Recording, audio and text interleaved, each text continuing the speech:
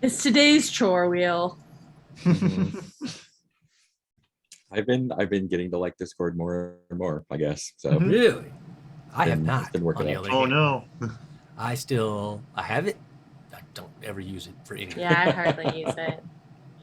Yeah, not that It's I have overwhelming to me. folks that I know on Discord like, oh, and I can actually like, it's like being on IRC again, kind of. Yeah, that's true. I imagine I'll get more into it as like it gains momentum among my circles. Yeah, I haven't. Are you it'll be like Slack. Yeah, but yeah, mostly it's like me and a couple other gaming buddies talking now. So it's pretty fun. Yeah, I lurk occasionally and browse through. Yeah. I just haven't found it useful for anything. Like, it does sound useful. Like, yeah, I could see it being useful literally like as a chat room. Like, if oh, hey, look, Mark and Peter are there. I'm going to chat with them, whatever. But aside from that, I'm like, it just does not seem like the optimal way to like have long form conversations, or especially on servers with like tons of people where it would just like, where it's just I'm going to log on and be like 200 new messages. I'm like, I'm not reading all those. Yeah. It has threading now though, right? Yeah, and I've got a few like medium population servers I'm on where it's like it's not completely dead, but it's not overwhelming every day. I think it has a keep up with a conversation that goes up over the course. But of even days. even the threads thing is kind of weird in it, like because it's still based off the message. So you click on the message and you see a thread, but if there's a whole bunch of messages and that's like scrolled way off the screen, you're still not. Something that's been handy in family Discord has been being able to set up dedicated sidebars where it's like, okay, we're just setting up a little chat here for this topic. What are we? How are we handling the pets moving to the new house? Oh, cool. And it's all like contained in that bit. Yeah, I'm sure it has its uses. I just don't think there's Discord. any of them in my life. I mean, I see where you're coming from on that. I feel hopeful that as Discord gains momentum, people will find ways to make it more useful, because I feel like that's how the business incentives work on that. Like, I feel like it would be a lot of social media where utility is not really. I feel like it would be great for like show stuff, like instead of forced hangouts all the time, like people just get to do their, like the forums used to be for improv stuff. Like I did just hang use out it. and dick around for that. Oh no, I'm lying. Would they use Slack? Never mind. I was about to say I did just use it on the short film that I was the composer for and all that, but I was like, nope, I did not. They had a Slack channel. Same, so basically the same, only yeah. pretends that it's for grown-ups. Yeah. Although that was slightly. The director obviously is really busy, and she was in New York and San Francisco stuff. But so sometimes I'd be like, "Hey, which one of these two pieces of music do you think?" And then like, nothing. Like, but why is this here if not for this? This is why we're doing this. My it was helpful co-founder answers Slack quicker than email, and we're the only two people in our Slack channel right now. So that's how I talk to her. Yeah. And we use Messenger even though no one is in the other channels either. We could choose any channel and yet we DM one another. I think with me it's probably also a self-reinforcing thing that maybe if I used it more, I would use it more. Yeah. If that makes sense. Yeah. Because since I don't like check it that often, then I get on like, I don't know what's going on, and close it. The same thing happens with Slack because I used to check it very often. And now I don't check it often either. So it's kind of faded away. Where I check it like once a week and I'm like, oh, wow. I mean, I get notifications. I get notifications as well. So that if someone's like, I need you. I'll be like, Discord okay, cool. For me for now I'm intentionally ignoring you. Or organizing game stuff. So it's like people like looking like, I'm going to run this next week. Oh, great, cool. I'm jumping for that. Or just like talking about what games you want to arrange, especially like in the Gauntlet community and stuff. So it's been super handy for that, which is why I have literally 9 days of games in a row scheduled right now. I should pay closer attention. I want more games in my life. You can make that happen. Games are available. Yeah, games are available for sure. I still can't figure out how to get my character keeper to produce copies that I can subsequently access. Yeah. I'm horribly passive about that. I'm like, I'd love to have more games in my life. What are you doing about it? Waiting for people to magically find me and go, hey, want to play a game? And that doesn't happen much. About like building a social life in Ottawa. The Gauntlet has has a calendar where people just put games up they want to run and people sign up for them. So if there's random stuff you want to play, there's always stuff to play there. Yeah, super hype. That says a lot about me in general. I'm far too much like that in life. Oh, no. Where I'm just gonna wait around for the things I want to happen to hopefully come and happen to me. That's how that works. Just put it out in the universe and like let it come to you. Just gonna manifest it. Yeah. I wish. That's what I thought. I was told that. And it shall manifest. Fucking happening. In its most terrifying form. Exactly. People will scream your name in agony. Last time I asked for something, Mark's car broke down. So I was like, I would like to like practice letting go of control more. I was talking to one of my coaches. She was like, what do you want me to check in with you? And I was like, I'd like to let go of control more. And then Mark's car broke down. So How did that work out for you? Be careful with that shit. I was great. I like didn't have to go to improv class. I could just sit there. I had a great attitude about it. But was it a chance for you to let go of control more? Yeah, it was fine. Yeah. It was just that it was not my property that got broken. Yeah. There's that. It actually did work out where I was like, it got annoying after like hour 3 of waiting for the tow truck. But I was like, oh, I didn't really want to go to this class. And now I get to hear country covers of Kiss songs. Kiss songs, yeah. That works. Right. I made Mark join me for that part. Yeah.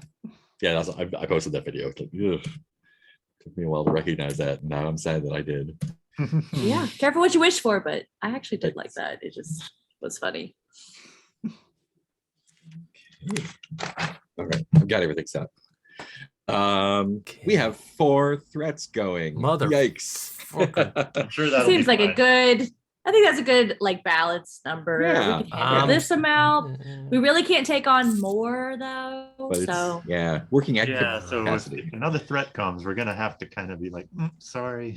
We're booked. Yeah. Yeah. Hargrave House is full up. The art of saying no, Hargrave House style. There's no room at the end. We've got Sally No Face.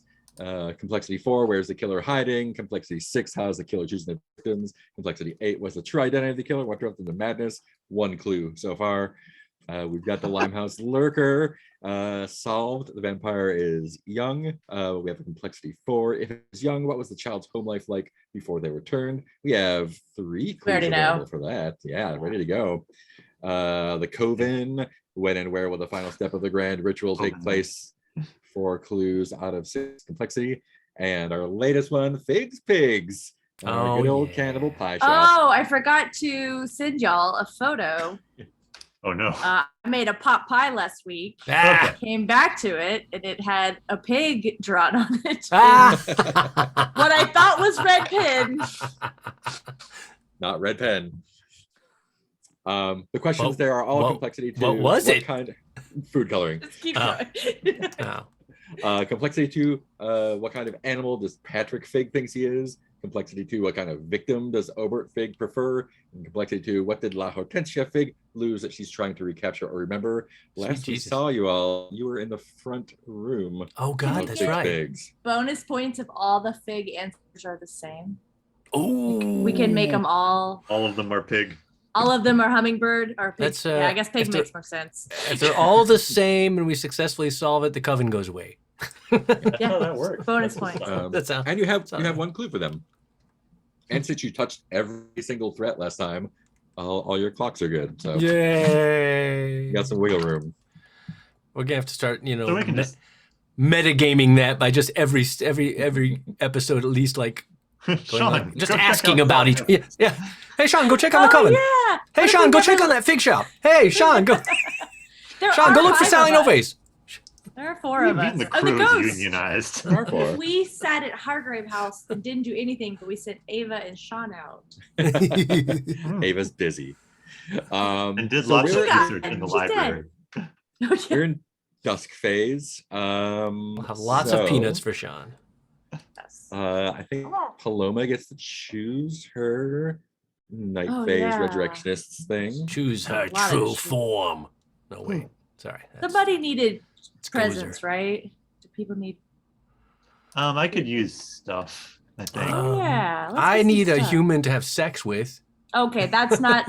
I can't. I'm no longer allowed to help you with that. Oh yeah, I have a shitload of conditions that we definitely. We That's a thing we need to address. Get you to the infirmary. Sorry, I'm scrolling too hard. It goes back. Scroll my Chrome is like, oh, you must want to go back a page.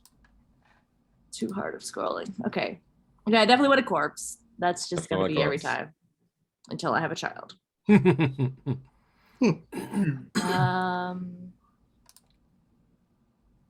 wait, I can only get valuables for myself. Yeah, but you can always give them to someone else. Okay, I'll get them. Let's get some presents, and I can either hand them to someone else or get them for myself. And more. Presents. I was thinking presents, like the stat. No, I'm not getting any more of that. And I'm like, I was like, how's she gonna get presents? What's she talking? She can just do that? If you like to finishing school, I'll be back in 3 turns. And then we do a paint the scene for Hargrave House. Let's do the reception hall. Everyone can answer. Do you feel unsettled or at home when you enter Hargrave House? What do you perceive in the reception hall that reinforces this feeling? Oh, there we are. Okay. I think I feel. I think Hargrave House is kind of our safe haven, home of operations, especially since I worked my mojo to extra keep the dark crap away from Hargrave House. So, what's in the reception hall that reinforces that? I think I made a little totem. I made a little totem from collected things Sean has brought me. Nice. And arranged them into a protective symbol. Ooh. And keep that in the reception hall because it seems like a place for a good protective symbol in a house. I think it's almost a running joke at Hargrave House that the reception hall looks wonderful and Francis absolutely hates it. I think it's got the sort of neo-Gothic thing going on from the late 19th century where it's like, we're going to make this look more like old-timey and medieval than it even is. I was thinking like the door has glass in it, and in very old English buildings, they would have a piece of glass that's called a bullseye. You've been watching the same TikToks as me, haven't you? Yep, exactly. Which would be like the centerpiece from a big spinning piece of glass that they would usually throw out, but sometimes they would use in a window. And then when Neo-Gothic started up, they started artificially putting those in to give it an old look. And everything about that's just like indicative to Francis of what's wrong with Hargrave House architecturally. Shout out to history_Alice on TikTok. Yep, oh my gosh, I'm on the wrong TikTok. Hold on. I'm gonna mute myself while I find History Alice. Yeah, for me, it's like all history and linguistics and stuff. I have a lot of guitar stuff now. I get history and linguistics, and there's one big cat sanctuary that just posts photos of purring like cougars and jaguars and things. I just discovered History Alice like a day or two ago, so she's fairly new to me. Must be news until the morning. And Paloma, what do you perceive in the perception hall that reinforces your feeling of comfort or unsettlement?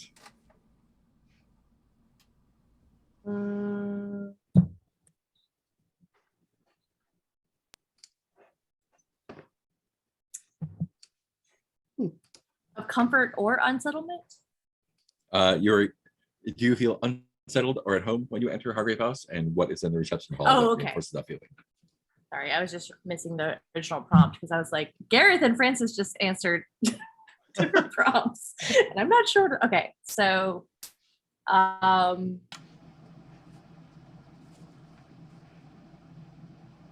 think it makes, well, if Francis hates it, Paloma likes it because of the taste. And Gareth's got his totems there. I think Paloma likes it because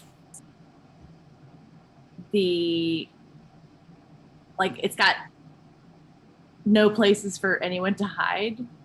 Like you like once you come in, you kind of can. It's like the like Godfather sitting in the corner booth kind of thing, architecturally.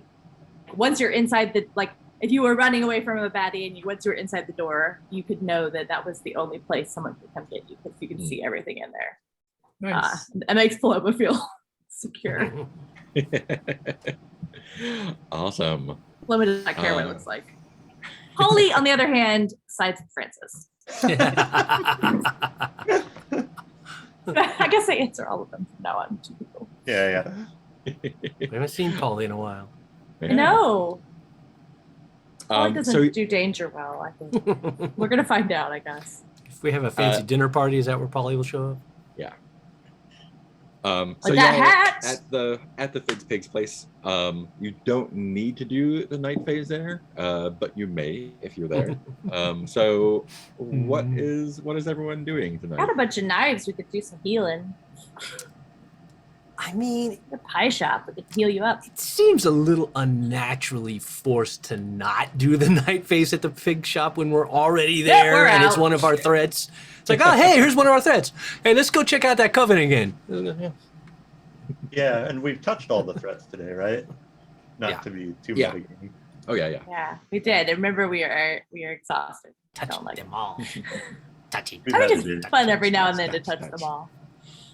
Can we clear any of Gareth's conditions during the night phase, or unlikely? Maybe if you can wedge in a vulnerable scene. Yeah. We can't do like the super fancy stuff. Requires the infirmary, right? Yeah. But we can do something. We just can't. Okay, so you're horrified and insubstantial. Oh, yeah. Ward of the Void, and you want to keep Ward of the Void. That's true. I think Ward of the Void is definitely the least worrisome one.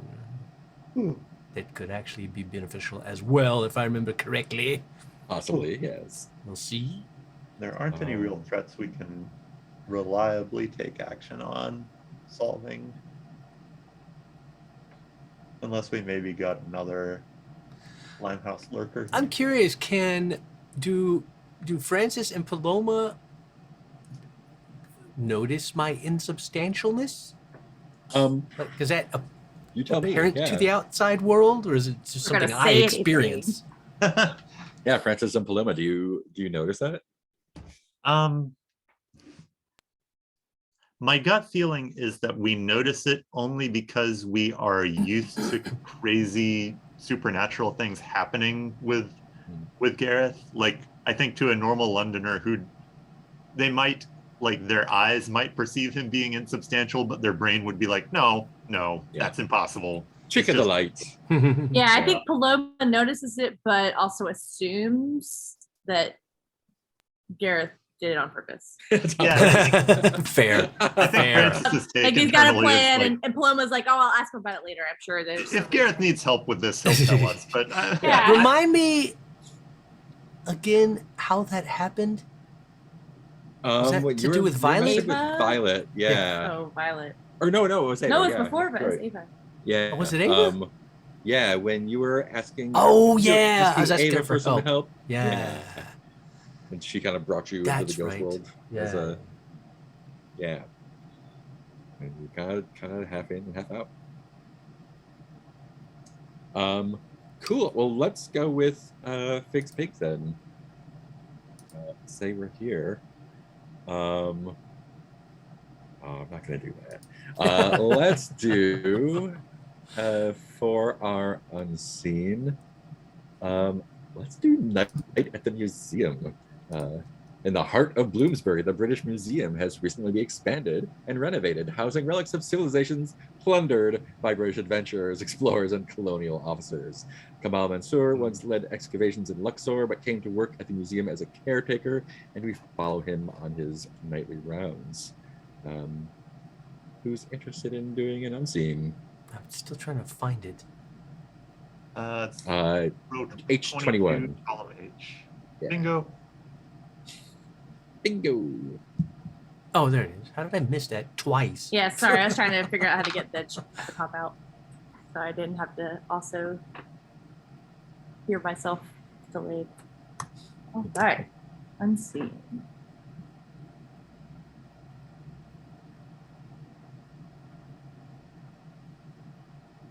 Follow him on his nightly rounds. Good old Kamal.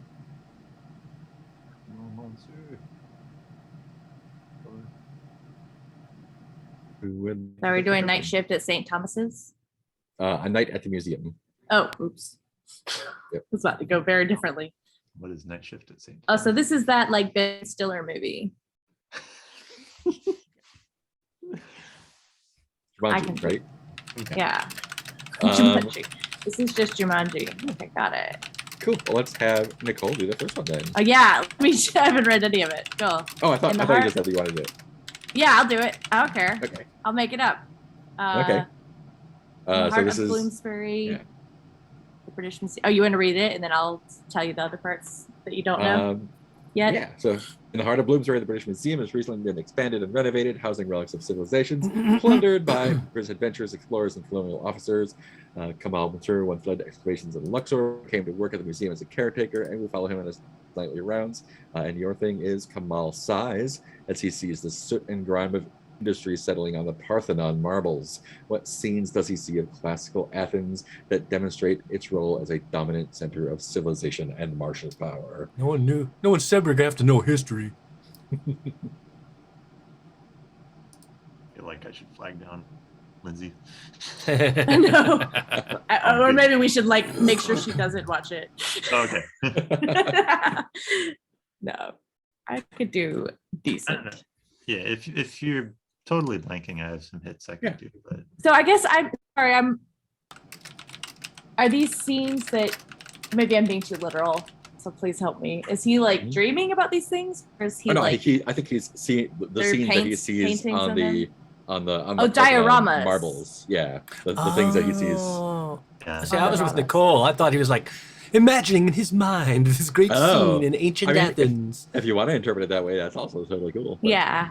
I mean, I could go either way. I was just like, oh man, I would love to see off. like Kamal having visions of yeah, that's totally cool. or something. I love that. Yeah, because in my mind, Kamal is like an inheritor of some of this wealth that has been plundered from him. Yeah, Kamal fancies himself. He doesn't know his lineage as a security guard, but he feels royal and tied to many of these things. And the Parthenon is not necessarily where he finds his lineage, but he does respect the some of the philosophical ideals that came out. There's training grounds, great battles. But what Kamal is most impressed by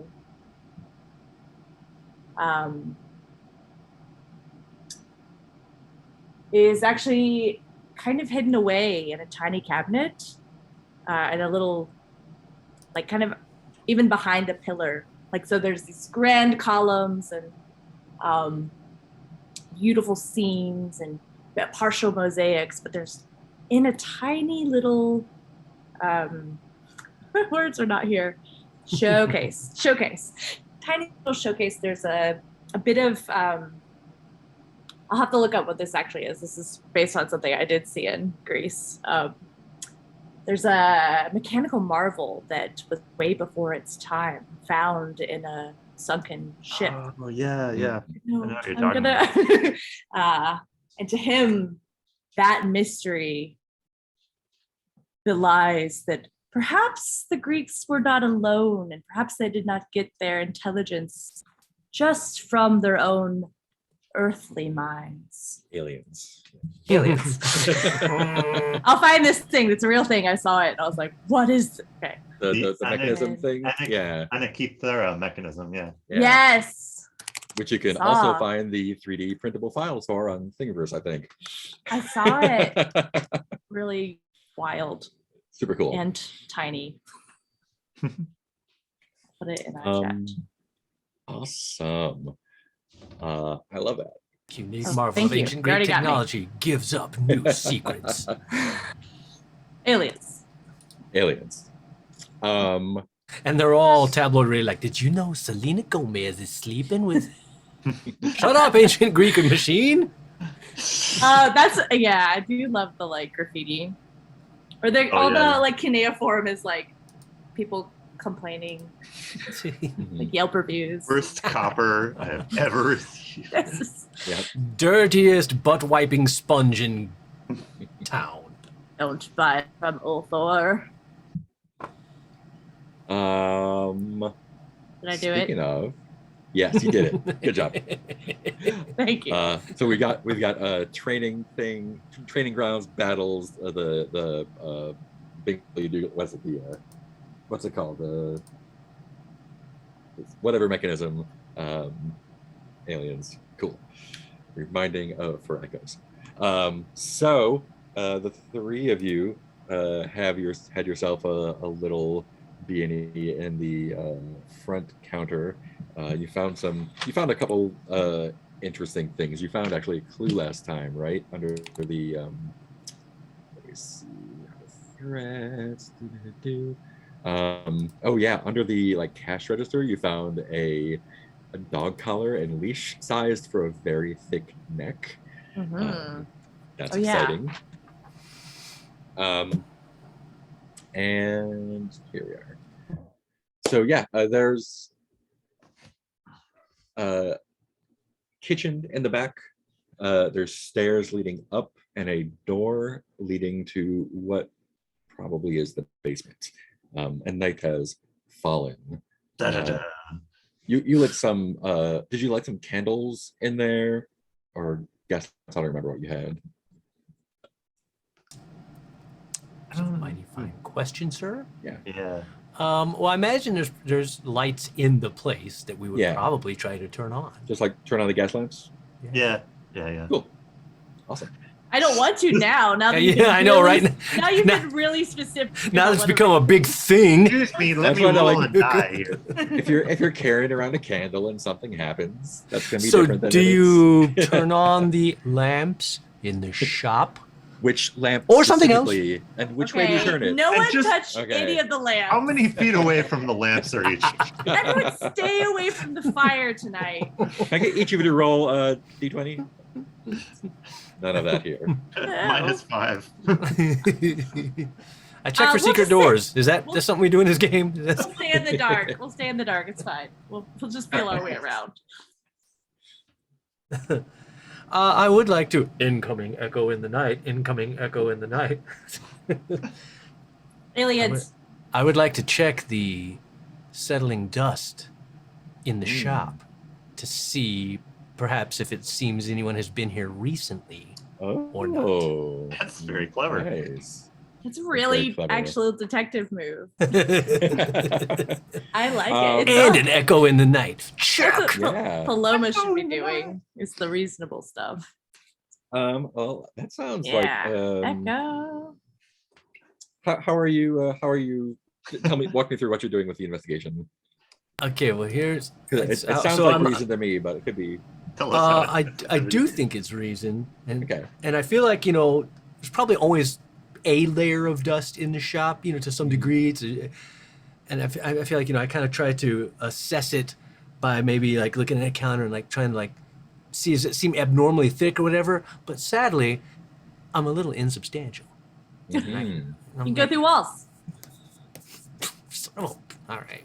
Can someone check the layer of dust on this counter, please? Because don't worry, Francis. I know you don't go near dust. Stop doing nothing. So it sounds like Francis is just making a face. It sounds like you're rolling reason with disadvantage then. Does it? Whoa. My reason's not at a disadvantage though. Conditions. Don't make him sing the conditions song. Well, maybe that's why I'm calling someone else over to do it. Like Paloma. Yeah, helping hands. Because my hands are not, I can't do it, see? So I put my hands through Garrett's Armpits. Through his hand. Through his body. Helping hands. No. Oh, look, I'm getting food. I'm scared. Oh, give me some absinthe. Who wants to have sex with me? Stop hitting yourself, Gareth. This is the entire night. We do nothing else. Hours of that improv. Oof. Roll your Gareth impression. Which Presence, roll? by the way. That's your Gareth. I think that's the impression roll is with presence. Are you having Gareth roll? Or... No, I would say it's you because I would say sorry. I would You wanna think do my that? insubstantialness is why I can't do it, and I need. So I'm like, yeah, I'm happy you- to help. Okay. Go I'm for I'm it. just having trouble with my Google Sheets. Looks like something happened on the main one with all the others. I touched a button and I'm sorry. I unhid all the other characters. Yeah. oh, And now it's a mess. The and I button. can't find. It's fine. I'll put it back. Thank you. the button. Touched a button. I just have a tiny screen. So I'm rolling with reason. Yes. Yes, you are. Well, luckily I leveled up, and now my reason is 3. Level up, level up. And I guess this is an information move.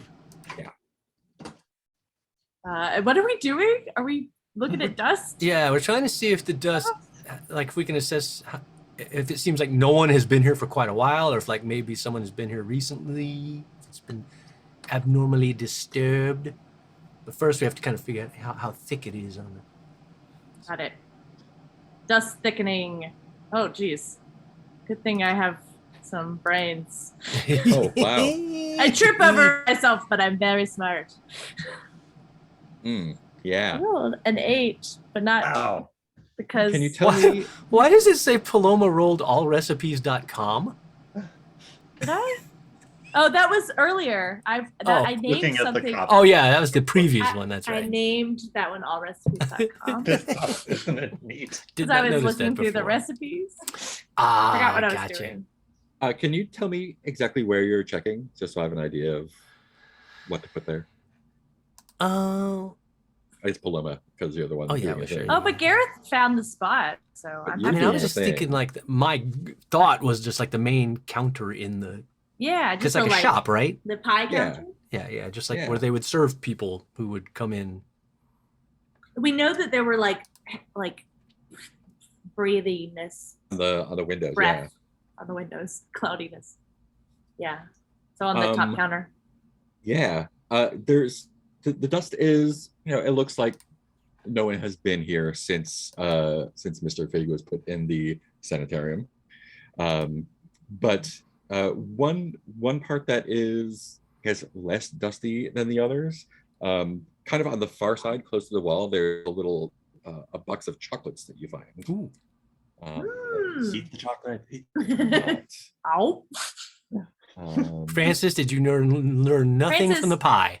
What does human taste like? Oh. Well, This is where the pie came from, Francis. And you want to eat the chocolates? we never make fun of Francis for this ever. Well, it's a chocolate box. I'm just saying, I don't trust anything in this shop. Oh, those look good. Inside the chocolate box, instead of chocolates, Eyeballs. there is a large collection of mouse skeletons inside. each of No, the little Francis, no! nestled in all the little chocolate wrappers in there. Ew. Ew. And Huh. oh yeah. Rodents of some sort. You can tell by the elongated teeth. And This looks spooky. This looks spooky. I don't think that those came in that package. they most definitely did not. This is a very custom chocolate. That was where we just go off the rails following a Reddit. We should check the chocolate factory. I'll check the pet store, which I don't know if Man. that's a thing. A thing. Pet store is the alleyway. Yeah, I guess it. Yeah. We'll probably didn't have mice as pets then. So someone has been at least collecting, if not killing mice and keeping them in a box. Oh, I'm the rat catcher. On the counter. Fancy mice became so popular during the Victorian era that England had a national mouse club in 1895. Ooh. So these could be important mice. They could be fancy mice. They are important mice. All mice are important mice. Fancy mice. All mice matter. I like that they have to be fancy. I just looked up Fancy Mouse Club and got the American Fancy Rat and Mouse Association. Fancy Mouse Founded in Club. 1983. We know our next destination. A visit to the Fancy Mouse Club. They can identify these mice, perhaps. I mean...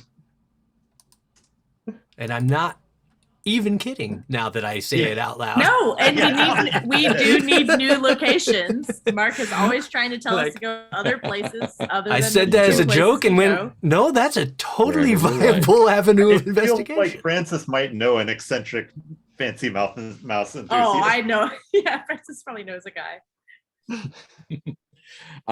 And when you open the box of mice skeletons, in the kitchen you hear like a thump on the floor, like right by so there's like the little service window where people put their eyes out. You can't tell because the sound happened just before you looked, but it almost feels like someone had been watching you and they just dropped to the ground, banged in some pans, and now they're like, there's sounds of a person scuttling around the floor. And this is in the kitchen. Like, and you said there's like a kind of a service window? Yeah, so you've got the counter, there's like the window where they deliver the pies, there's a door into the kitchen. And this is right below the window? Yeah, so like someone like was probably looking there, dropped to the ground, knocked something over, and is like trying to get away. I'm gonna follow my my first gut adrenaline instinct that happens before my brain even kicks in, which is to immediately dive through that window to try to catch the person as quickly as possible. Oh, there he goes. Like a cat pouncing on a mouse. I love it. Keep your eyes out for absinthe, Francis. We might have to do some emergency. The guy with 3 conditions probably shouldn't be doing this, but it's already done. The same way that we ran after the pub. Is there any other way to get into the kitchen? Because I feel like Francis is probably dressed too fancily to do the jump, but he's going to go. He's like running full tilt to go around. There's a door into the kitchen.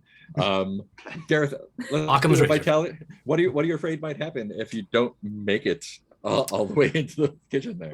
I am afraid if I don't land well, I could physically injure myself. Mm-hmm. Yeah, because this is kind of a little acrobatic move going on. Yeah, I think not only that, whoever was there was expecting you, and will have a sharp surprise. Yeah, there's that is a very logical. It's a person made a fancy mice. Things to happen. Yeah. Isn't there like Rat King and Dimeo? Yeah. Rat King. Fucking Rat King. Would give you disadvantage, I think, but since you're also insubstantial, I think that actually gives you an advantage. You don't have to be so precise. Right. Getting through. Exactly. Got a little bit of leeway. Straight up vitality roll. Get rid of exhausted first. Straight up vitality roll. Do do do do do do. Boom. Oh, that's bad. Oof, that is bad.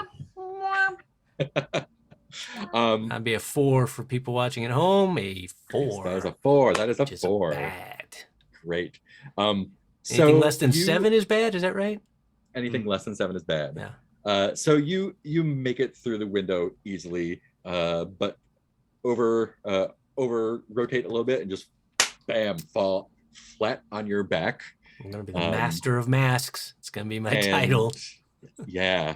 Kind of like get dazed for a moment, and when you open your eyes, there is a man standing in front of you. Well, hello. long, bloody apron. Who offers me a helping hand up, right?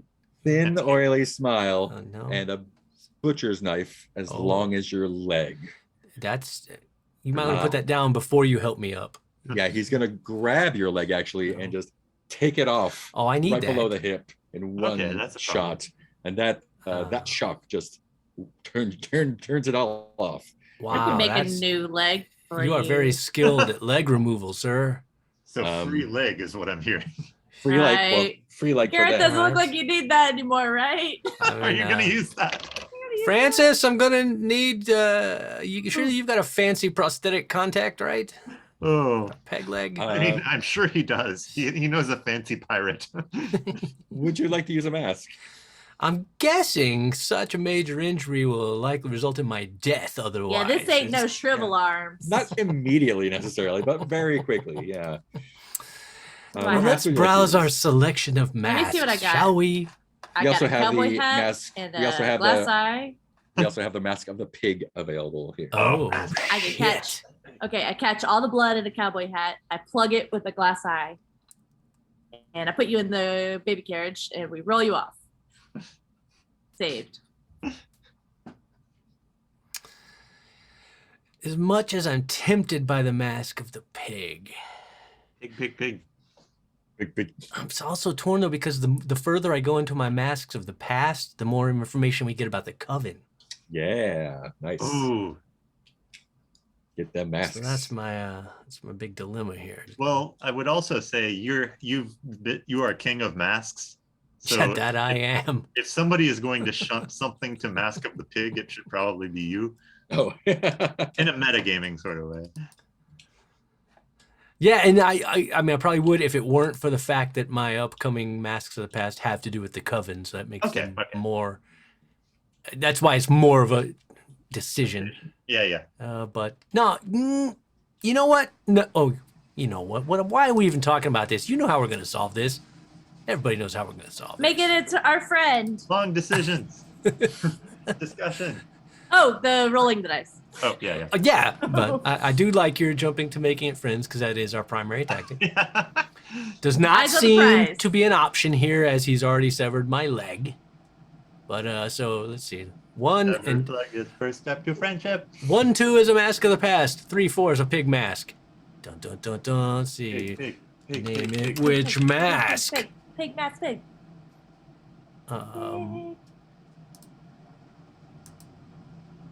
Oh, it's a mask of the past.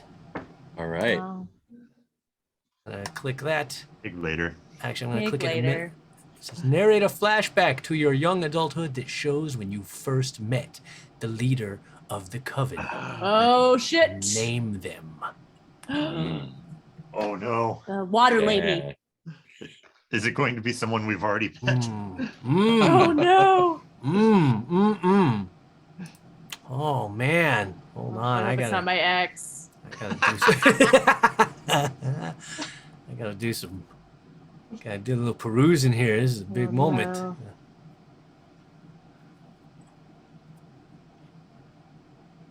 I knew you were trouble when you walked in. Oh, man. This was... Turns out to be Sean. Oh no! This whole time, Sean. No wonder you don't do anything. Oh man! All the witches worshiping Sean. God damn it, Sean.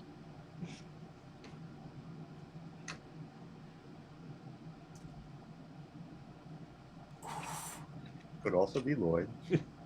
Oh, this is where that I would really, be just like Lloyd. This is why I really wish I knew all our NPCs better.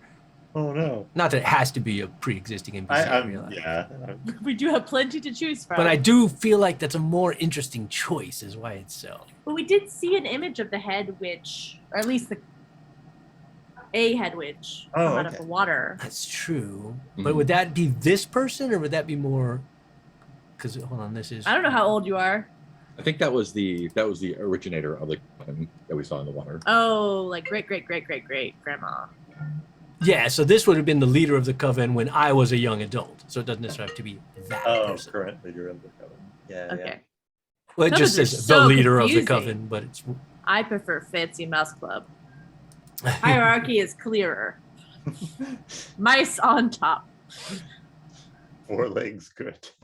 4 legs good.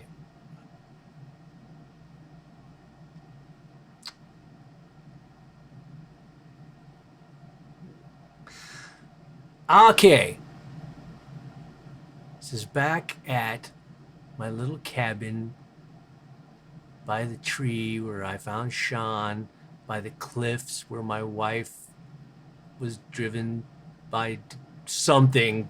Jeez. Was murdered or took her own life, as some would say. I don't necessarily buy that.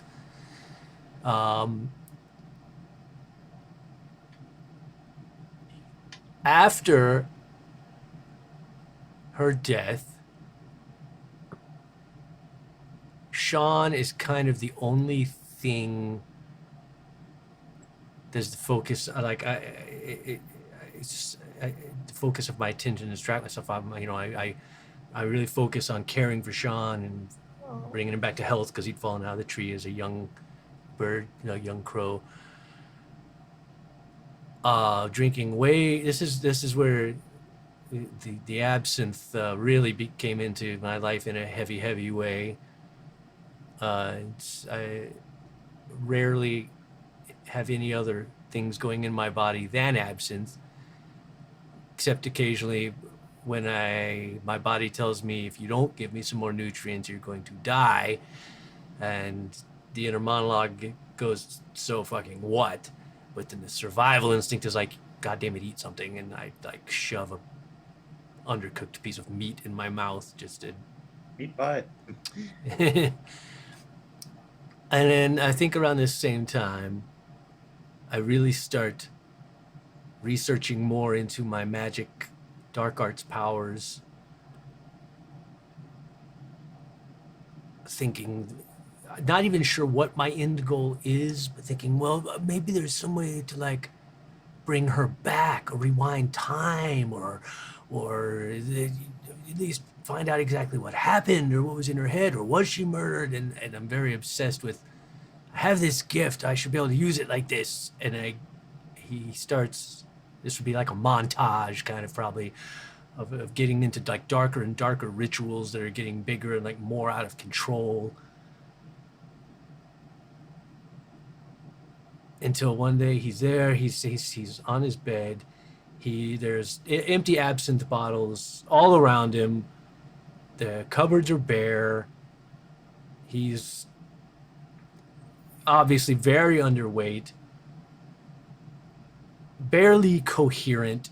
Sean is visibly concerned, dropping peanuts in his mouth, his open mouth as he's like snoring, and then he almost chokes on a peanut.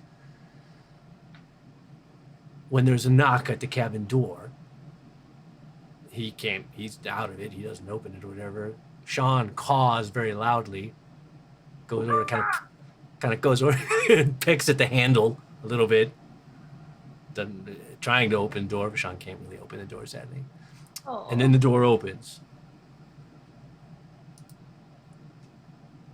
And it's a figure.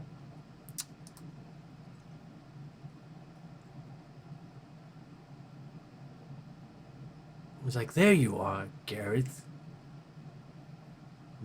Your waves have been felt far and wide. You've been doing some very dangerous things here. Oh, it seems you've let yourself waste away, almost to death. You've been blessed with such a gift. It would be a shame to lose you from this world. Let's get you nourished. And then the shadowy figure moves over to the bed. Honestly, at this point, I kind of want input from everyone else. Specifically Mark, if there's a specific person this should turn out to be, because I don't have a strong hit on like, aha, and it's dun, dun, dun. I don't know if it's anyone that we've met in London. Yeah, like I said, it doesn't have to be. That's why I'm hoping for anything. We described them arriving in London when they showed up, so they weren't here before. Okay. New person. So nobody on the list on our people. It can't be a Willoughby though. The worst. So the worst option I can think of. Yeah.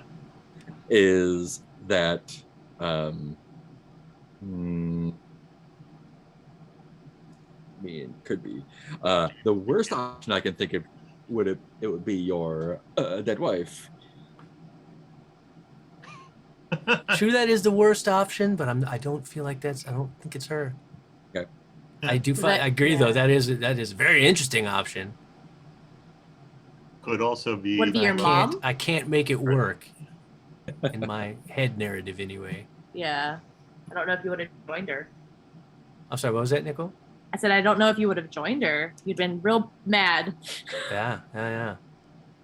Or what about like? Because I mean, I think I would have been, of yours? especially in my dark state, I would have been happy about that and just been, all right, cool. Now we're a power couple in the witch coven, yay! Yeah. Or what about like a mother or an aunt, a family member?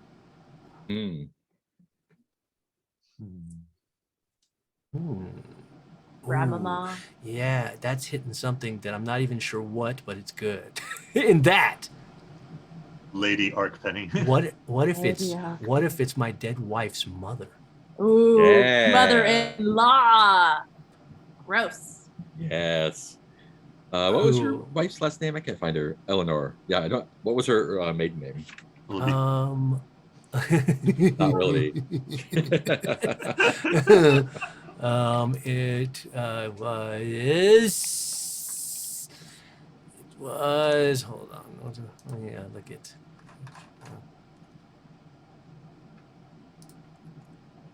What are some of the suggested names? I don't know. Anyone got a hit? I don't have a hit on an appropriate name. Nothing's coming to me.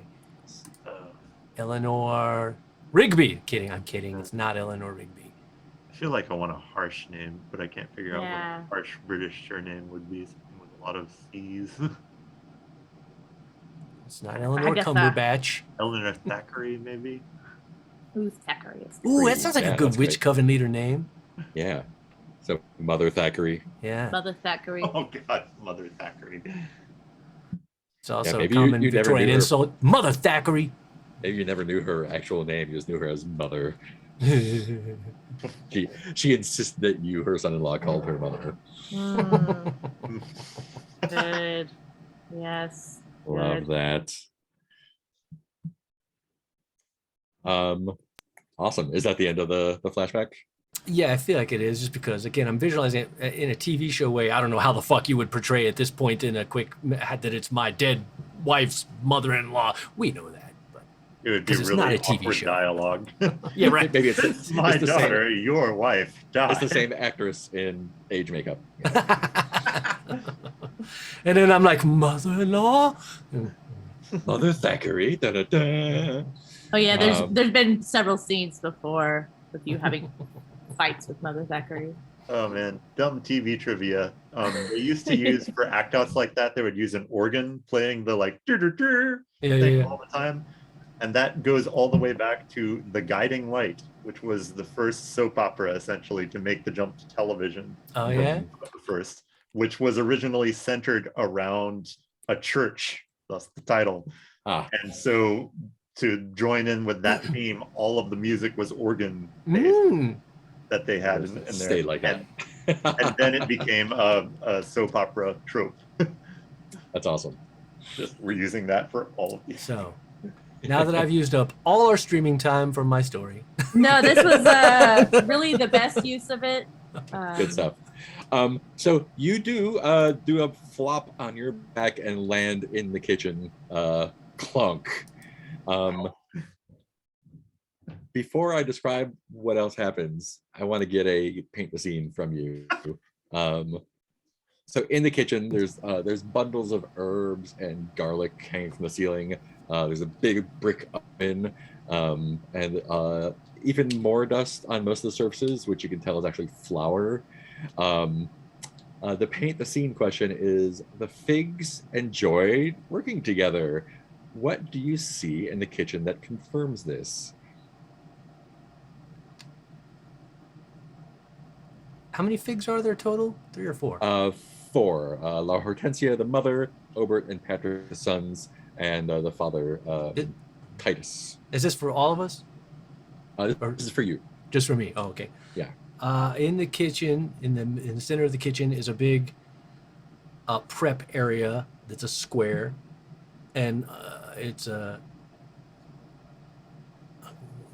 Could that have been at the time made of some kind of hard wood, or is that just?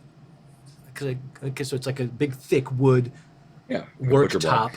Yeah. And on each facet of the edge is very fancily and professionally wood carved into the names of one of the family members. So they each like had their station around this square prep station where they would all help in, you know. It's kind of like that VR game we played. Yeah. Oh, cookout. Yeah. It's kind of cookout. Like, you know, they're all helping. Chop, And chop, just, chop, chop, hey, chop, I need chop, some, chop, need some of chop. that. Need some of that. Need some of that. Give me an arm. I need an arm. Chop, I need chop, an chop, arm. chop, chop, chop. Great. So, standing look at that face. Standing in front of that table is a large man with a long bloody apron and a thin oily smile and a butcher's knife as long as your arm. I put on another mask. No. Shorter one. And he like licks his lips and grabs at your ankle and raises his knife. And then there's a clunk, and he was struck on the head from behind and kind of like By Sean. reels a little bit. And as he turns around, you can see that D.I. Pettigrew standing behind him, Billy Club raised and ready to go. And he's just like, stop right there, you murderer. I really want Francis to come in and misunderstand everything that is happening. I shall not let you attack Gareth Arkpenny, Inspector Pettigrew. We talked about this, Pettigrew. You're on our side now. Both Paloma and Francis are. The tall man turns from you and still holding your ankle, slashes across the front of Pettigrew. And it's hard to see, but it looks like he got a good cut from here to here. Hargrave body count continues. Not necessarily dead, but it probably got hurt. Oh, we gotta help him. We are at an hour and change. Do people feel like taking a break? Do you want to go on a little bit longer? I could use a snack. That is an impressive act out. Yeah, it is very good act. I'll refill my cup with drank. We're at 8:05. Let's do 5. All right. See you in a bit. Woo.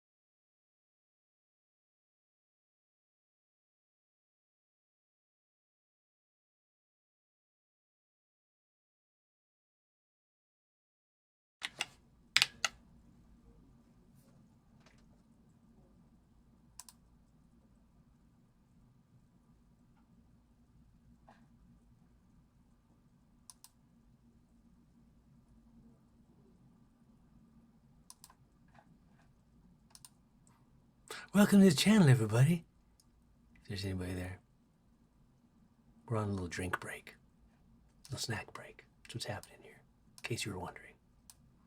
I don't know why I'm whispering. I mean, it's not really whispering. It's just soothing, dulcet tones.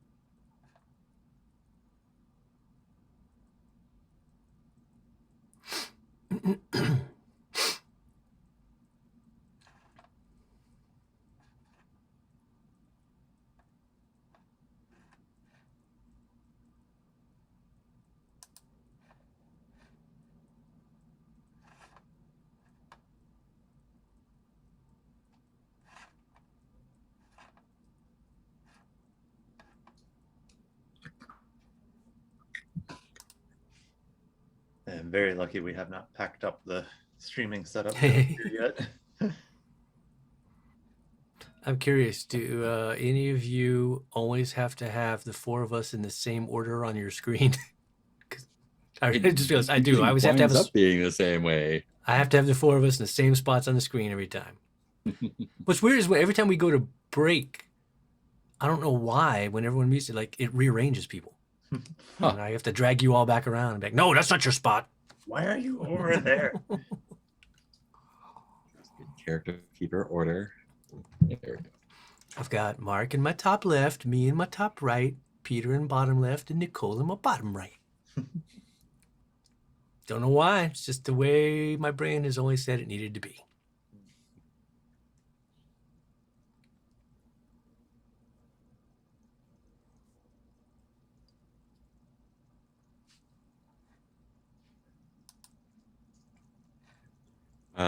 Which of you two would like to do the next part of the unseen? Ooh, I had a hit for the Roman one, I think. Okay. Not necessarily a good one, but If we added Mother Thackeray and the Fancy Mouse Club to our sheet yet? Fancy Mouse Club. Where's the unseen? I want to make sure I can read out.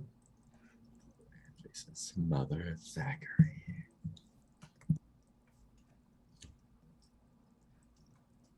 I'll leave you one mother. Leader of the Coven. Of the cover. You did it again, Mark. Damn, why? Cover band. Coven. There we go. You know what? I don't even know if I should say this, but I'm going to because it excited me. This is what's cool about when you just like follow random threads as they happen in real time. I was thinking about it while we were on break. And I was like I'm thinking about like a viewer of the show, like as if I watch the show every week.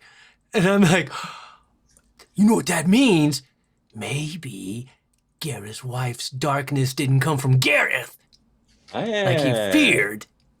Maybe it came from her mother. Or, I mean, you got it in the womb.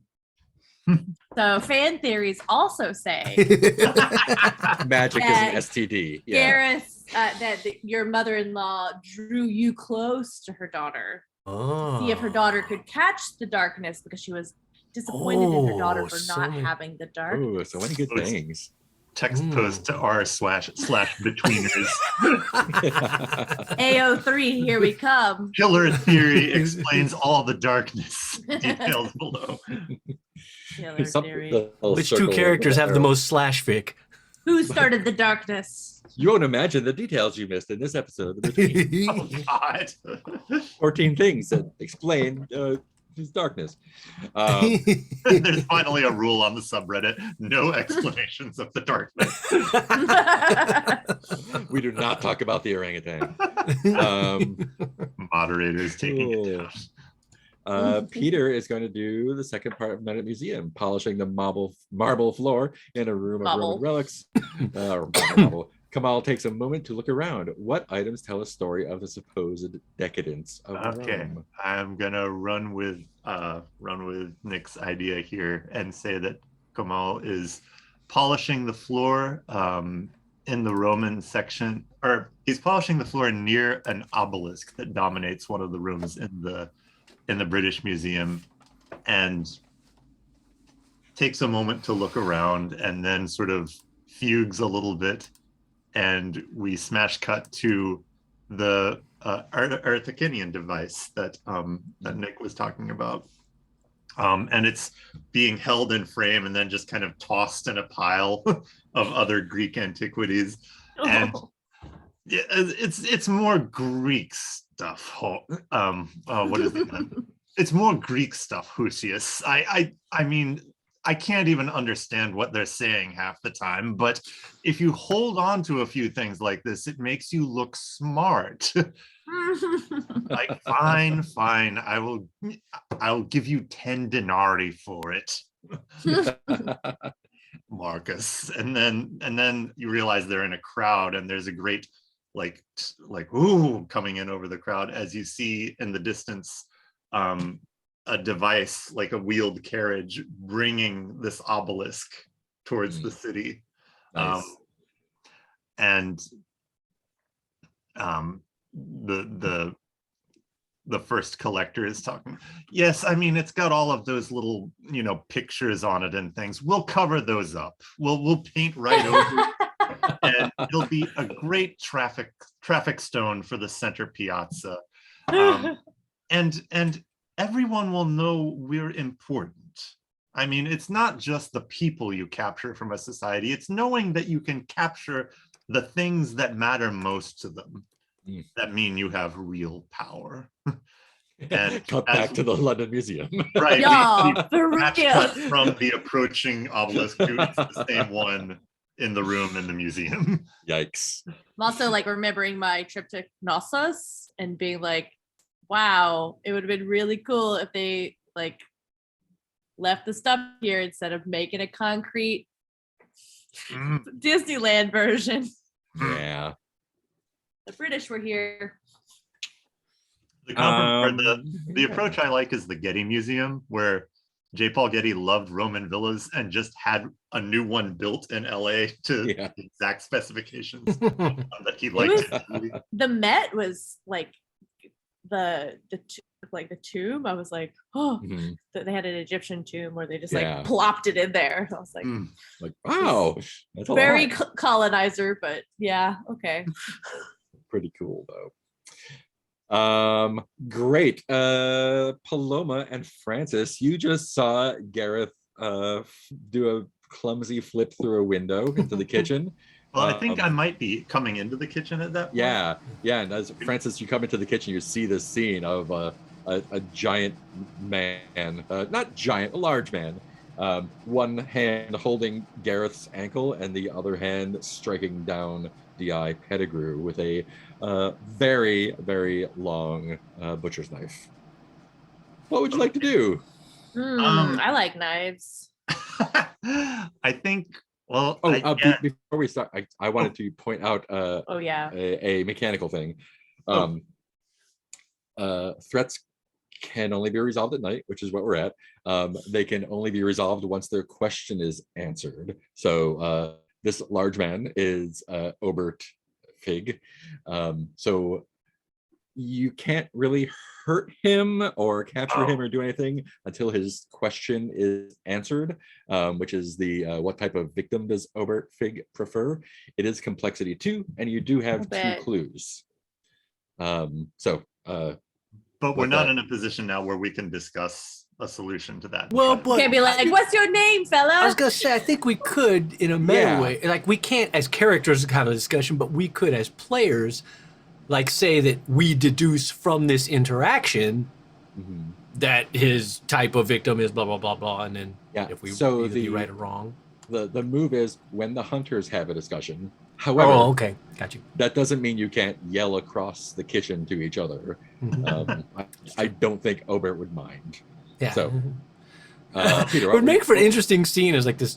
Yeah, having this conversation in a three-way battle with Obert Fig. That's a fun scene.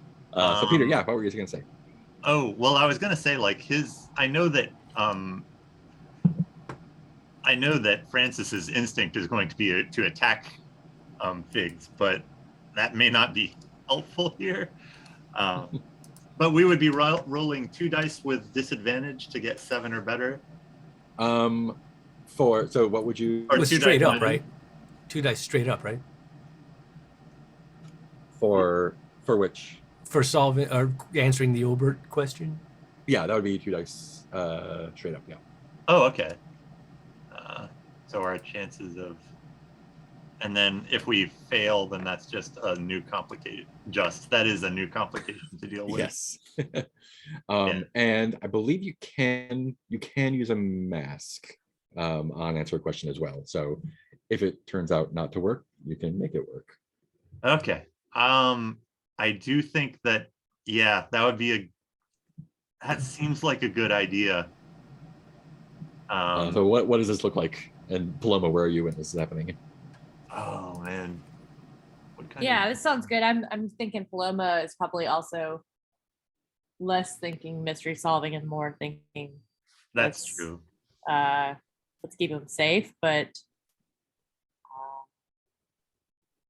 I don't know. I'm happy to roll with it.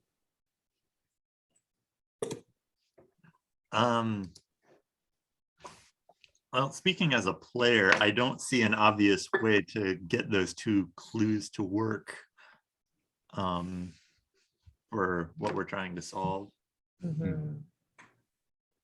But I also don't want people to die. And it feels like Francis is the only way he knows how to deal with this is to attack Figs. Yeah. Am I allowed, like, how would the mechanics of that work? Like if Francis, which my instinct is that he just grabs a cast iron pan and just starts whipping at him. And if that succeeds, I don't know if that does anything. What would your intention being with that attack? Is the intention to drive him away, to get him away from Gareth, to render him unconscious, to what kinds of things? I guess it's less the attack itself and more what effect you want from the attack. Sure. And I think Francis is probably not thinking too far into this. It's probably, let's see. Yeah, I think he's thinking I've got to distract him from finishing off Pettigrew. And he's not thought a step beyond that. So your intention is to keep him from killing Pettigrew. Yeah. Awesome. Cool. Yeah, totally doable then. Is that what your plan? Is that what you are doing now? Yeah, I think so. Yeah. So I'm trying to stop I'm kidding. I'm not trying to stop. Grabbing a cast iron pan and just gonna wail at him to just. And we're all trying to stop Francis from doing this. So, Francis, what are you afraid might happen? What are you afraid might happen if you are unable to do this? I think it's a classic 80s action movie beat where I make contact, hit him perfectly, and it has no effect, and he just turns around slowly and raises the weapon at me. Yeah. And then you get to try on a comfortable mask. Yeah. Oh, man. Yeah, I think not only that, but there will be another Fig coming up behind you. Oh God. Too many Figs. 2 80s action movie tropes. Cool. This is Vitality, it looks like. So that's 2 dice plus 3. You sure it's not reason? No, I'm kidding. I'm kidding. I'll be on standby with a mother's love. It is definitely not reasonable. And I'm trying. Do I have any? What? Nah, I guess I shouldn't be trying to burn.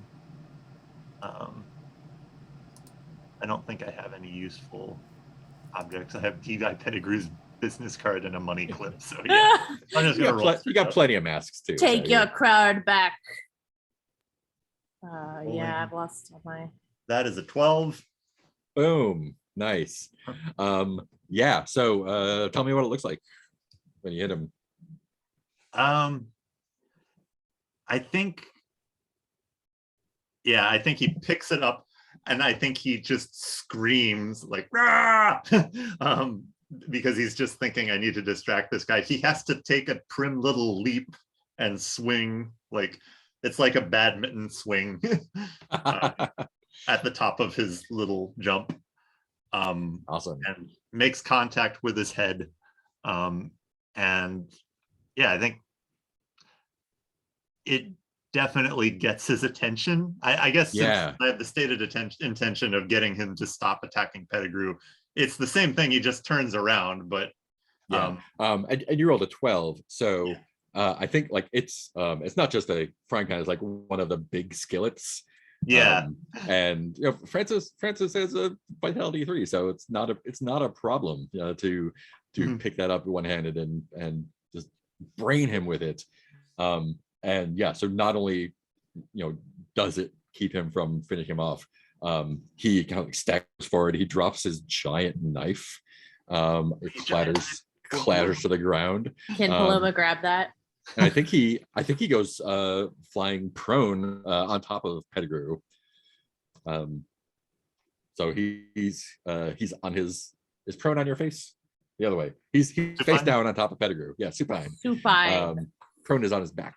No, he goes face down on top of Pettigrew. Knife goes clattering under the table. Yeah, Paloma, what are you doing while prone this is happening? I thought belly down was prone. Yeah, you're right. Is it? Okay. Supine is face up. Yeah. Supine Okay, face up. good. Let's all learn something here today. Yeah, well, we're gonna get this right. Yeah, I think Paloma had been kind of frozen in shock and was like mainly like trying to figure out how to keep Pettigrew from getting more injured. And now that this has been successful, is maybe grabbing the knife, like has gotten some wits back, and it's like, okay, well, at least we're gonna get this away from you. You're a big guy, just in case you come back. I just got a hit on how he can answer the question. Go for it. Go.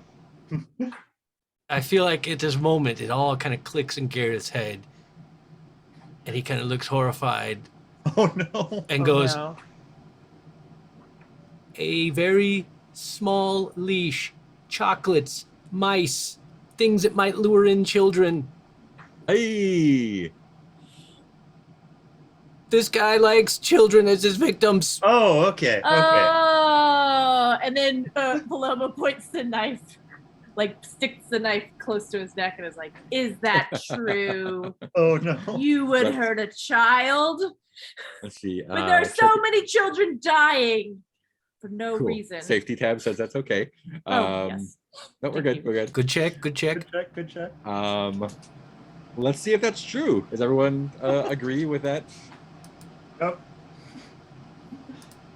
I think that's Garrett's roll then. Oh. Okay. And what am I rolling with? You're just rolling. You're Straight up. yeah. Plus your 2 for the Oh, clues, yeah. minus 2 for the complexity. So All Abdul style.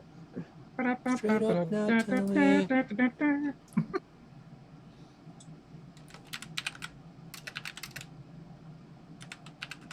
Victim is children. How about a 12? Oh, boom! Nice. I don't Wow. like that Yeah, correct. these mice died natural deaths. Not According sure to our about that. safety rules, they did. Oh, Or I that's guess a good off point. camera. Oh, Are they really animals? Whoa! How can you say that to this day? Look at it. He's like Really chill. Most affectionate. Cool. I Explained love that and photo. used. Look at this little gentleman. Look at this guy. Look at this distinguished gentleman. I wonder if we can get Peter to Children. disappear enough so that only the mouth shows up as the voice fiction mouth. This is what we will be spending the rest of our hour doing.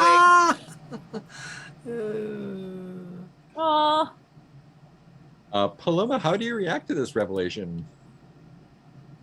it's Paloma's not having a good day when it comes to like children or night. Triggering topics. Yeah, there's been Paloma's had a lot of triggering moments and not had a lot of time to metabolize it. So Paloma's real on edge and has been kind of pushing the knife in a little. The little trickles of blood are starting to. Is that what you wanted? Did you need to hear more?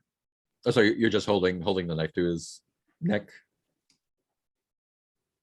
Yeah. Sorry, what happened right before? You just discovered the children thing to be true. Yeah. Oh, and you're also, hang on, there's going to be another Sorry, clue my coming. brain's not working very well. You're right. I You're fine. put it all into a 120-page document. Yeah. And I shipped That it is away. Legitimate. I tried to direct Maestro on Saturday night. Luckily, it was with Roy, and I was just like, I don't know how to do words anymore or math. I'm just here, Roy. I hope you remember how to direct Maestro. He was a good sport. Paloma's not well.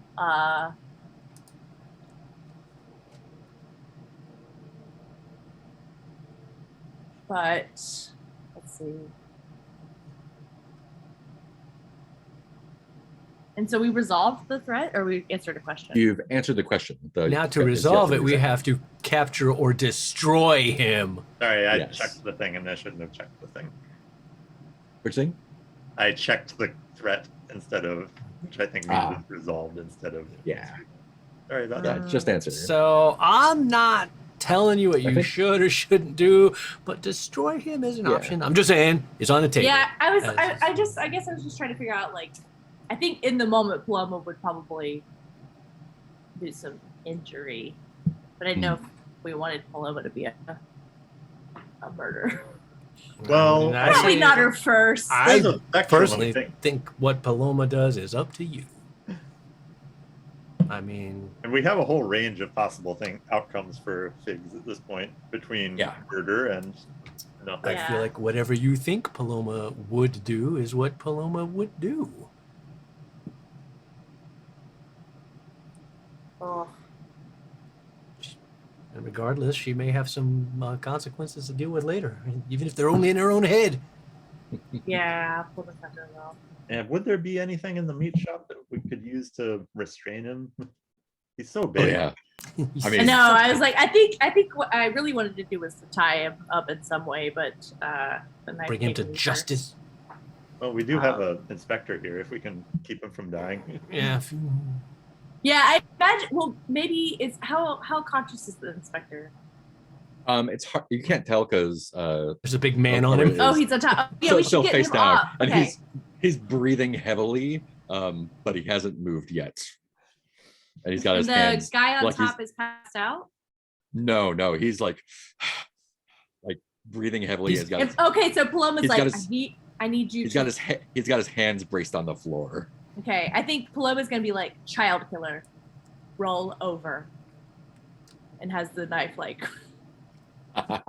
child killer, roll over, or I will roll your dead body over. Awesome. I think I'd be searching for something to grab to help try to back her up. Everyone in some else, way. look for clues. I got this. He rolls over, and his boy apron is just covered with fresh blood from the big slash in the front of D.I. Pettigrew, and he rolls over smiling with his hands up like this. I'm gonna read his quote as he does this. Oh gosh, what kind of body parts do I need? He kind of fixes his eyes on you while he's doing this. I could use some hands. And he says there's only two states of being: a piglet suckling at the teat of Mach and swollen and happy, or food for the trough. Which will you be today, I wonder? Will you join me at the breast of the great he-sow? And as he's saying this, he grabs the knife that you're holding to him. Or shall we grind up your blood and bones for the slop? And he just like grabs onto the blade of the knife, his hands bleeding, and he's trying to pull it out of your grasp. What are you afraid is going to happen if he manages to do that? Can I do a mother's love? Yeah, but first, or am I just reacting?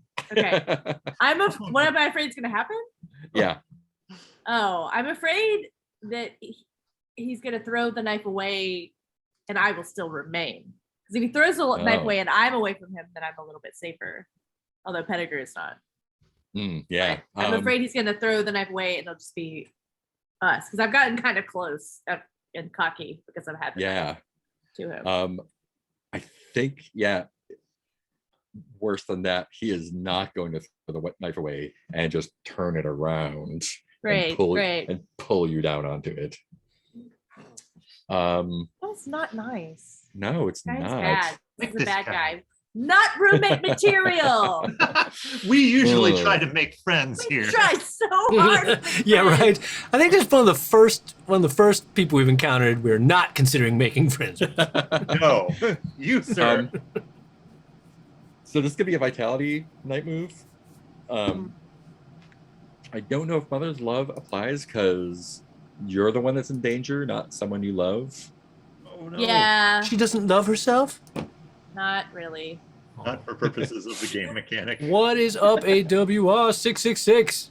Hey. Oh, is that Adam? That's what I'm thinking. Is that an Adam Rodriguez?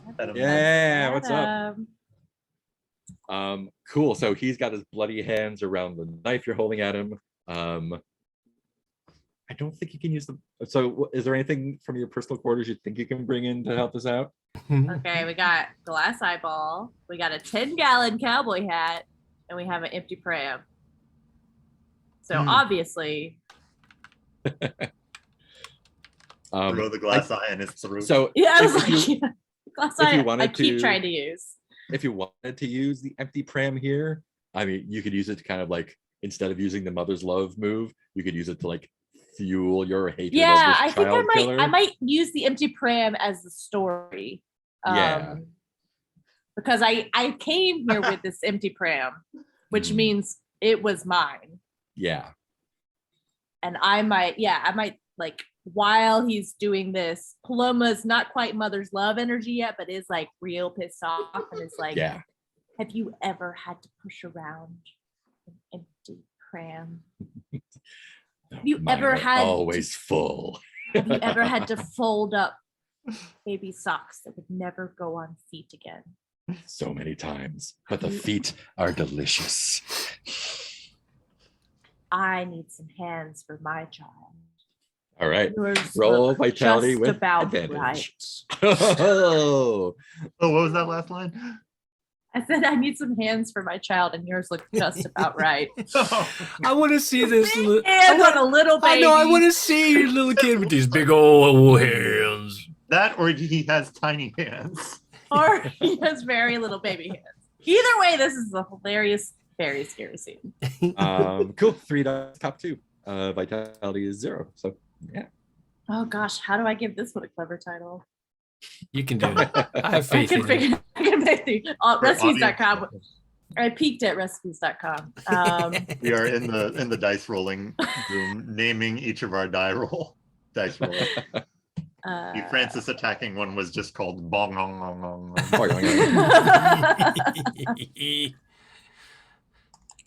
I usually don't get to because I usually use my pre-saved rolls. Oh yeah.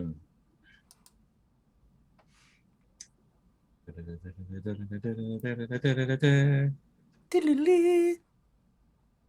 it won't be clever. We won't worry Such about tension. I rolled a 9. Oh, nice. That will do it. 9. Sorry, I added all 3 up. Yeah. I forgot how advantage works. I rolled a 9. Cool. So he twists the blade, and like his hands are sliding on it and getting more slippery. And it's like slicing up the palm. He's ruining your child's hands so much. Don't fuck up those hands. I need those. He is. I also could use a head. But your face is far too ugly to be my child. Hey! Is it my thin, oily mouth? I just heard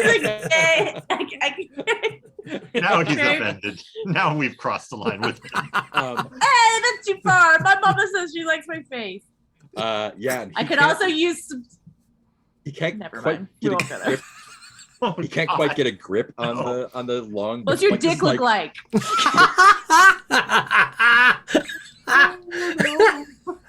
Mine will be a girl child. Does not matter what genitalia she has. Tell me, are you cut or uncut? Oh, God. Sorry. Continue with the scene, Mark. This is like a butcher's knife that's like machete sized, and he like can't get a grip on it.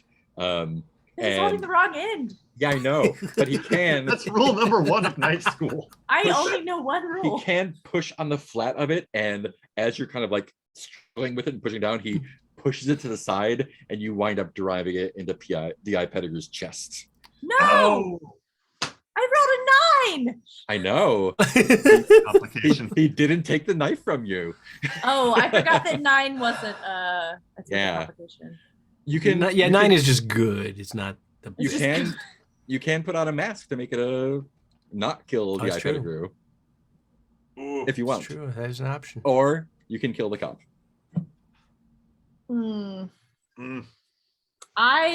This is a struggle because like as a player I want to take it back, but I feel like this needs to stay in. I mean, he's one of the good ones. You could probably also justify yourself as like he was probably already dead. He's probably already dead from that big. He was cut by the big child killer, like all the way from his head across his body. Yeah. Being a doctor, you know for a fact he was not dead yet. He was almost dead. Why did you do that to me? He was very nearly probably going to be dead. Paloma has had several experiences where people have died near her. His eyes are open when the blade goes in and he looks at you. Okay, what? It feels like you're trying to save this man. The light goes out. Paloma's in a frenzy. I was only trying to help. And is like in like eyes Pettigrew's. Adam is reporting that this is almost murder. This was my last week. I don't know if you were here yet, Adam, but we deduced that this person is a child killer, a multiple serial child killer. Not the cop. And a cannibal, to be fair. And a cannibal.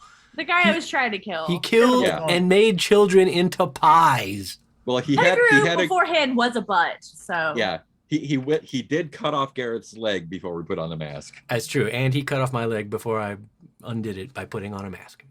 Yeah, I killed the cop. Rewinding time. Okay, you kill a cop. Great. I don't take it back.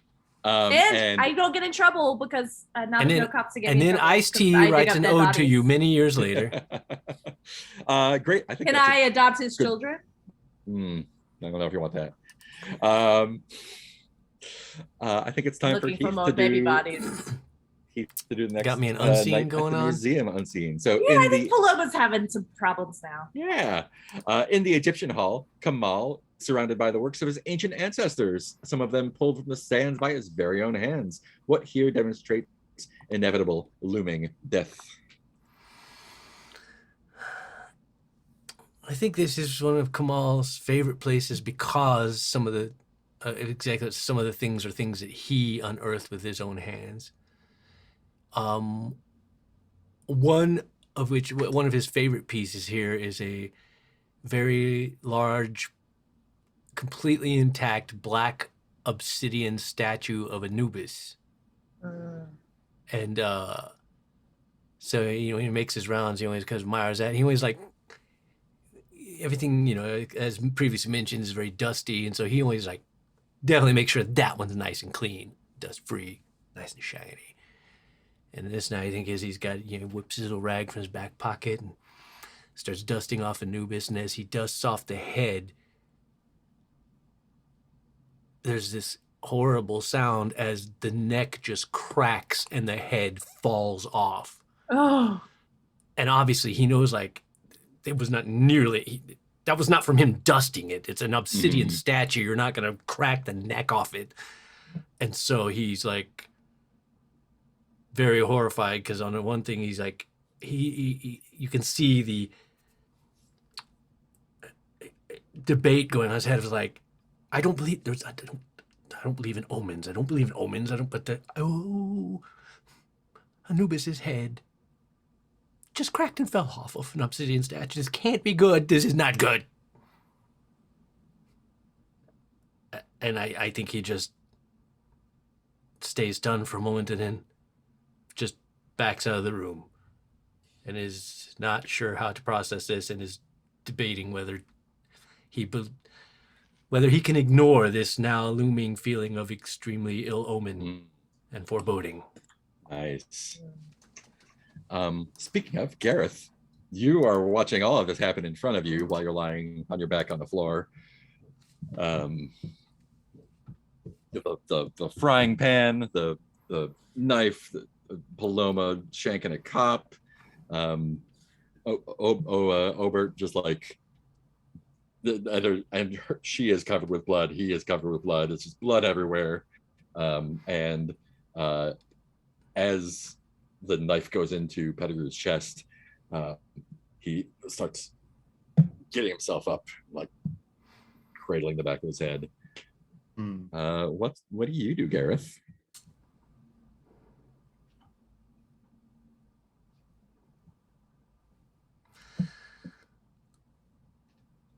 I think the combination of a lot of different factors here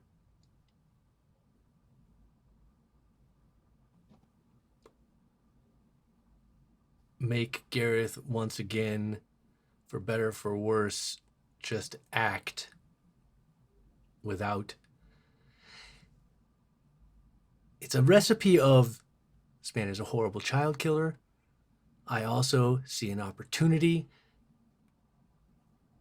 because I know of a ritual that will kill him. And we've already, the requirements for the ritual have already been met by the killing of Pettigrew. See? So, I mean, at least then, if I do this ritual to kill this horrible child killer, then at least Pettigrew's life will not have been taken in vain. His life's already gone, so we might as well use that energy to kill the horrible child killer. It's only logical. Describe the ritual to me, because there's not a lot of time. Blood of Christ. No, exactly. That's why it has to Blood be of very Christ. I feel like rituals so is without much action because I feel like it's obviously he's good. Yeah, is the knife still like in Pettigrew? Yeah. That's what I figured. So the way I picture it happening is Paloma is still holding the knife. Is as this all swirls together in a lightning moment of nanosecond neurons firing. The way I picture it happening is Gareth just leaping directly at the knife, grabbing it, whether that has to be over Paloma's hands or if she does, I don't know. It's probably more traumatic for her and better for the story if he grabs her hands on the knife, carves an upside down crucifix in Pettigrew's chest. Yikes. And says, "Take with you this dark child of evil." And then points his hand at Obert while holding the knife in Pettigrew's chest. Can I make cool? Yeah, absolutely. What do you got? I have a hit for if it succeeds. Oh, okay, cool. Yeah.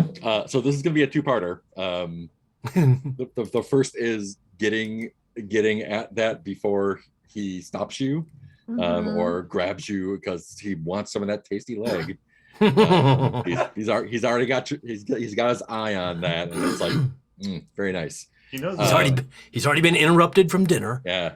And not Francis's leg. Francis has really Francis is kind of hurt. Yeah, I mean, that's Francis true. He hadn't seen Francis jealous. at the time he grabbed my leg. He's already got like the cartoon like chalk lines on your thigh, little beef sides. Yeah, it just turned into a floating leg of chicken. Yeah. So first we're gonna need a vitality roll to see if you can do all those things before he can just like fucking tear you up. If any of this fucking goes well, I'm going to be surprised. And I'm sure we're gonna be fine. So, Gareth, what are you afraid might happen if he manages to stop you before you can complete the ritual? He kills us all. Great, Gareth. Don't bring us into this. Okay. We're all here now. Yeah. We will die with you too. Yes. Yeah, I think even worse than Yeah, that. how you gonna make it worse, Mark? Yeah. We died Curious to see twice. He We die, we poop our pants. captures you all, Incontinent death. takes the parts he needs for his pies, arms and legs, probably. Oh, that's not a pie. You could Gives the make your own pie. I don't know. to the coven. Yeah, savage. Oh, that's mean. And then the coven reanimate us as torsos for them to do their Yeah. bidding. Do stupid improv shows God damn it. for eternity. I don't So want let's to be see your that. helping hands anymore. Please let me die. Please let Let's me see die. that vitality Let's take the roll. first suggestion. Okay. Here we go. Let's make a Yeah. vitality roll, everybody. At least it's straight up and not a disadvantage, so that's good. Yay, Oh, here I we was go. It's gonna gonna be say. great. It's a 9. Never It's a mind. 9. Great. I was Yeah, going to I think- offer that it could have been advantaged with the insubstantiality. But Yeah, I was gonna say, like, I think that Oh, yeah. gives you the edge, and he, like, you put your hands over Paloma's knife to grab it, and he tries to stop you, but his hand goes straight through you. Sucker. Yeah, and Oh, ooh, yeah, and yeah. Paloma notices this a lot now, and you, man, you are cutting up Pettigrew something fierce and doing that, and I think he is actually stunned because he is used to preying on children and the weak, and he's not used to his victims not only fighting back so much and so effectively, but then kind of leaning in to, in a really gruesome way. yeah, it's like, oh, you're gonna kill this guy? I'll fucking kill this guy. Like, all right, you oh, you're gonna slash him? I'm gonna stab him. You're gonna stab him? I'm gonna carve it. okay, it sounds like you guys have a lot going on here. I'm just gonna We haven't even gotten Francis in on this yet. Just wait. Don't you dare like hurt his face. Oh no. Fuck you up. And the complication. Oh, The complication. I'm wondering if it's this might be a weak suggestion, but Yeah. maybe it's a sign that the insubstantiality is getting worse and worse, and maybe that's a ticking clock. Oh, I've got something. Okay. Oh no. Of course you do. No. Which I will add when this is done, I think. Oh, Great. fun. Okay. Yeah. Why tell us now? Yeah. So he is this child killing cannibal is disturbed by what he sees you doing, Okay. To You Pettigrew. say it that way, I start to feel a little bad. and you are able to knock this ritual out. Let's see that sensitivity roll for the ritual. Okay. Oh, Jared. Here we go. 12 bitches and Oh. hoes and Man. gentlemen and non-binaries. Can I make my suggestion? You Yeah, may absolutely. absolutely make. I a would like to suggestion. echo in the night here and have part of the result of the ritual be Figs standing up, looking kind of shocked, and then the head just sliding. Yeah. Oh. I really need an echo, and I think that I would think be a fun one. since you are having him destroyed in a He's dusty. magical manner, Okay. I think actually instead of him being physically destroyed, he is kind of like scrambling back from you as you're desecrating this inspector's body, and he like he's reaching over to the counter, and there's the butcher block there, and his hand sort of goes around the handle of a a cleaver, Mm. but as his Chop, hand chop. Yeah, you know, a yeah, chop chop. a chop. As his Yeah. hand clasps around the handle of the cleaver, a dark hand comes out of the wood and grabs his wrist, and he drops the cleaver. And then on the floor, you see other hands grabbing him. Oh no. And they just pull him down into the ground, screaming. Are they tiny children hands? Yeah, they're tiny little burnt children hands. And the same thing happens to Pettigrew. They drag both of them down sorry, into the Petty. ground. Petty, what did you do? Yeah. So, and as the sort of like inky, dust stuff clears off the ground, was like soot from a burned body. There we are. There's the dust. Look up, and the back door is open where Pettigrew came through. And what's the name? Where is Willoughby? It? Nope. We already have the name. We've been experted on. Shit, what's the cop from the park? What's his name? I don't remember. I'm horrible with names. Shit. Sergeant. He's on the list. Where is he? I don't remember any names. Perkins. Yeah, I figured there were children. Perkins. I figured there were to answer Adam in chat. I figured it was probably all the hands of all the children he killed and eaten that were dragging him down to hell. It's a very metal episode. Standing in the doorway, leading to the alley, is Sergeant Perkins, the cop you met in the park. Just like sheet white, mouth open, hand on his billy club there, just drops it to the ground, and he's just like, all the blood drains from his face, and he's like, what did you do? I feel like, honestly, Gareth also kind of collapses to his knees at this point. I think that very likely spent him pretty hard doing that. Let's do it was a little manic. Yeah. Let's do our last unseen. I guess it's back to Nicole. Yeah. Okay. Kamal pauses in the doorway as he sees two young scholars meeting beneath the statue of Ganymede, one of them nervously clutching a pamphlet of Uranian poetry. As he watches, how do they awkwardly, wordlessly negotiate their assignation? Wow, so many big words in this one. I might need some definitions. Their assignation? Their assignation. Sorry, what does that mean? I'm with you, Nicole. Get together. Oh, that they're getting together. Yeah. Why are they there, basically? Yeah. So why are they there with the poetry of the statue? Like, they're not supposed to be in the museum at night. This is very Paloma. For a meeting, but usually trysts. So Fancy Mouse Club. All roads lead. We will not forget the Fancy Mouse Club. It's definitely next up. They moves aplenty. Sorry, the question I was trying to find where there it is. Okay. Pauses and sees two of them nervously clutching a pamphlet.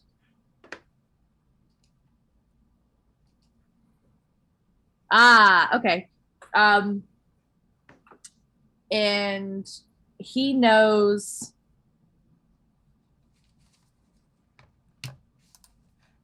that everything in where they are standing and what the scholar is pointing to in the poetry is signaling something to the other scholar. And what's happening is these two had been meeting and had a love affair that was forbidden by them being colleagues. And the one that is pointing at the poetry, standing beneath a statue, facing a particular direction, is signaling to the other that the affair is over. And so, although they're trying their best to make it look like they are discussing the lecture for tomorrow, he has slowly over time figured out pieces of their code and knows for sure, based on the scholar that is being broken up with space, that is what is happening.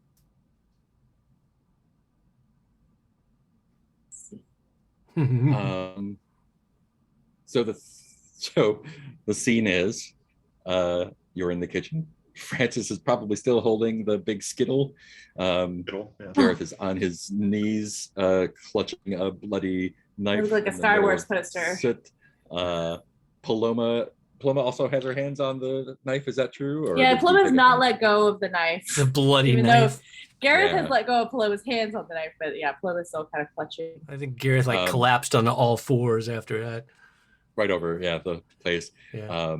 And Perkins is in the doorway, just like speechless.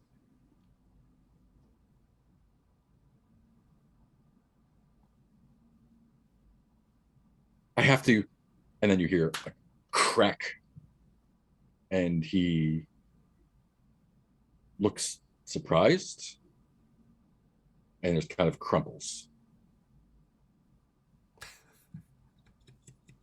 What's your reaction to this?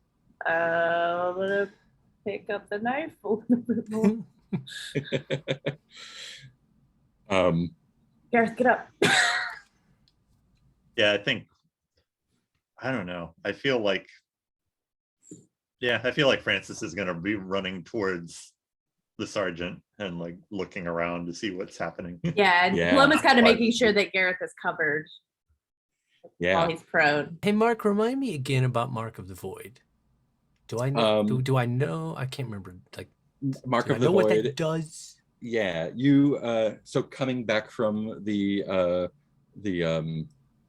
Fragrant Void, instead of getting marked by it, basically you rolled really well or did something really well, so that in the process of coming back, you kind of established that you are able to defend against it a little bit. Instead of being like sought out by it. Okay, so it's basically just something that allows me to defend against the void a little better. Is the effect it's having now? Yeah. Okay. I think Francis gets out there and the sergeant collapses in his arms, like bundled him up, and he's like looking at you like he doesn't understand why any of this is happening. And in the alley, a 20-ish feet away, see the silhouette of a man, and he sort of steps forward into a shaft of light. He's got this tweed suit on. He's like kind of oily looking, and he's holding a pistol that is clearly just been used. And he just fixes his gaze on Francis. Says, "Don't you think you ought to be a bit more careful?" What do you think the yard will think of all of your little nighttime shenanigans? Do you want to attract the attention of the police? Do you think my employer wants to attract the attention of the police? He's talking to Francis, particularly. Yeah. He's the. Do you think I enjoy cleaning up after your messes? I think Francis is all bluster. Is all useless. Yeah. At this point, like I will have Perfect. you note, sir. Hargrave House will not stand for this interference after our decades, yea, centuries of service against threats. This is just common murder. You think my employer cares what Hargrave House thinks of her? I don't care if your employer is William he ducks the word bloody Gladstone.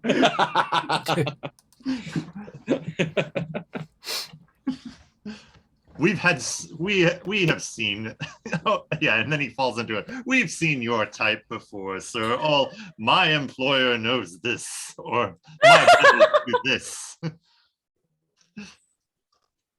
I will not have a servant speak to me so. Oof. You think I'm the only one here who serves someone? Who do you serve? And I think he's just still useless bluster at this point. I think his immediate response is like, the Lord my God. Francis is his own god. And yeah, I don't think he actually believes that. I think that's just an instinctive, like, the words out of his mouth. And the other two, y'all can also step out and see this gentleman as well, if you like. Can't believe Francis is blustering this much at somebody. Yeah, I think that Paloma gets kind of calmed by Francis blustering, because that like that's like Francis is in his best form. He like that's like what he does really, really well. Oh. And Paloma's like, okay, maybe that is really far from his actual character. Maybe the threat is like a little bit better. What can I do though? Do you think I will hesitate the next time I need to remove a threat to my employer? You know, did I hesitate tonight? And I think he's the two synapses that work are kind of firing a little bit. So if you do want to help us, sir, we're looking for clues about my company. Now, if you'll just come along, I'm sure your employer will appreciate this. We're trying to do a search of the building to see if any of these other homicidal familial figures are about. It is very dangerous, so it's good that you have that little pistol with you. Do you think I would dirty my hands with your little trivialities? It's not trivial, I assure you. That gentleman you saw, oh, you didn't see. There was a child murderer. Yes, I know. Shocking. But, in fact, they have been committing a series of heinous crimes under the noses of Scotland Yard and everyone else. I dare say you would be a hero to contribute to their capture. You almost made it. You almost made it. Do you think Scotland Yard would look favorably on someone who just murdered one of their officers? Oh, you don't understand the full circumstances of this, do you? No, I can explain. I don't care what Scotland Yard thinks of me. I feel like Gareth like wants to Gareth wants to protest that, but he's too weak. He's like, yes, yeah. I've been going tit for tat Scotland Yard for past few years as I've been trying to make a family of my own. They would like to get in the way of good science. Flask of absinthe. I think at some point Francis is making a show or like trying to hold Paloma back, and it's like Paloma's like not well right now, but was like really encouraged by like heard the like soothing sounds of Francis blustering and was like, yeah. He is and it like can't really lift the mostly knife. just It's, impassive like, at this kind of point. right. Yeah. Like he's kind of like around. Curiously studying you. So you were here the whole time. Is that what I heard? You were here the whole time and you didn't help. Francis is like slow blink. It's like, oh. Did you see me? Was I here the whole time? You just said you were. So. Do you see me now? Did you see me shoot a policeman? Are you the Victorian Verizon man?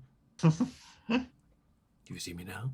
I don't have any time for riddles right now, Miss. Do we recognize this person? We don't. I don't know if you've seen. I think you may have seen him in passing at some point, in the presence of Ms. I just Rethright. really want him to know, like Polly. They're pals. They're like best friends, and it's like I wouldn't want this to get back to Polly. No, he doesn't have friends. I know. I just really want that to be a line that works one day. Shall I leave you to your business now? No, I feel like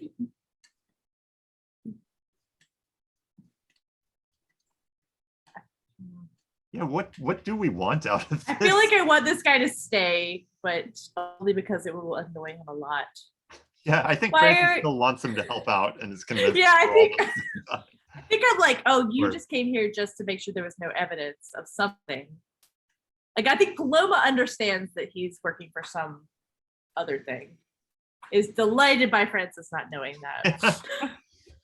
But Or it was Francis like, is kind of compartmentalizing what he knows so he can focus Yeah. on the goal here is make friends. but Paloma's like manic lasering and is like, no, you want to get away so quickly, we gotta keep you here. I think Been here he for all takes this time, then you've had a good chance to get the lay of the land. And I think he takes a few steps towards Francis, and the gun is down at his side. He's not being threatening with it at all, and he kind of looks you up and down. Francis, and make him says, your baby child, or whatever you call it. Do you Oh, think it's wise for me to keep Ms. Brathwaite waiting? And you met Miss Brathwaite when she bought the St. James place. Oh, sure. And I don't know anything bad about her. Oh, you yeah, just know that you she's a have her rich woman. Gave her your heart. And Paloma, or what? Who got the story about her being the pirate queen? I think I did. Yeah. So yeah, you recognize her Braithwaite. name from that. Yeah, Brathwaite, So I do think that this is the going pirate to queen be of Barbarossa. Francis going, oh, you're Miss Brathwaite's friend. How charming. Paloma's doing the double thing again. It's like, Do you honestly think that Miss Brathwaite has friends? Of course.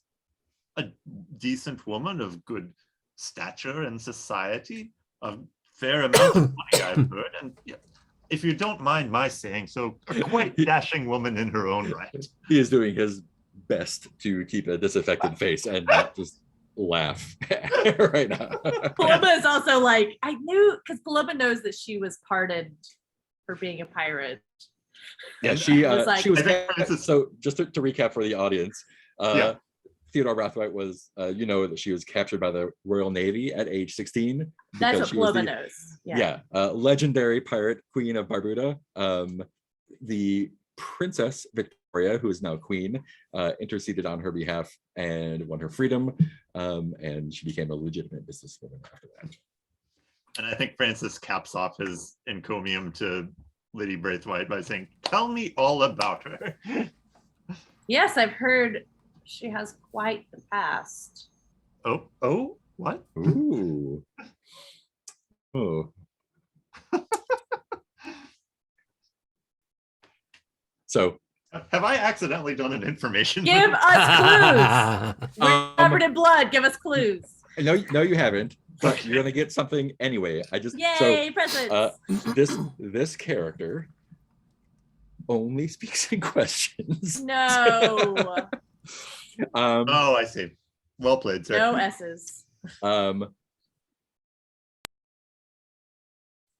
So okay, I'm delivering the information in the question form. Daily double. What a fun game. Yeah. Okay. I think he's directing us to Francis, since he's the one that he knows her. He says, "Did you know that Ms. Brathwaite came to London at the age of 26?" Oh, well, not all of us come. We all come when it's our time. And Did you know Like that she used her trivia. fortune from being a pirate to buy up real estate and businesses that form her current empire? she was a Did pirate. Did you know Please tell me his name is Mr. Jeopardy. she used to be the toast of London until somebody scandalously suggested that Queen Victoria had taken on a lover? What do you think that did to Miss Brathwaite's reputation? What was Look that it last up. one? That would do really good Oh, things for your reputation. You found out that Victoria had a lover? Yes, or it was scandalous rumors suggested that the young Queen Victoria had taken on a lover. And it was Miss Braithwaite? Or Rumors, yeah, rumors were that it was Miss Braithwaite?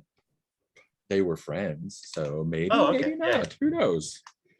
And I think Francis is just like, ooh, we're friends gossiping now. I mean, I have pardoned many a woman for heinous crimes. Oh, thank you for sharing that. Very Obviously, I shall be savory. silent as the tomb with this delectable information. Do you think this isn't common knowledge now? Oh, well, then give us something good. Yes. Francis is never going to let you go unless you give us I'm something. sorry. Are you insulting us with common knowledge, sir? I feel you don't understand how gossip works. Would There we I are. There's insult Francis. someone like you? Oh, this is the part of the question game I don't like, where you fucking. Okay, now we all need to. I think he wants a sort of quid pro. Oh, God. Look, what exciting gossip do we have that we could share? This guy was killing children. True. Figs pies, renowned throughout the city, delicious.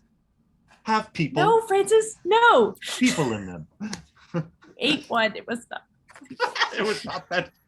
It was not delicious, Francis. We've talked to you about this. The finest palates of London swear by them. Francis, that was people. Don't. And the dark secret. Check out the delicious part. The deliciousness was people. No. How do you like that for gossip? This is how the game is played, sir. Why do you think I'm here? To eat people? For a delicious pie?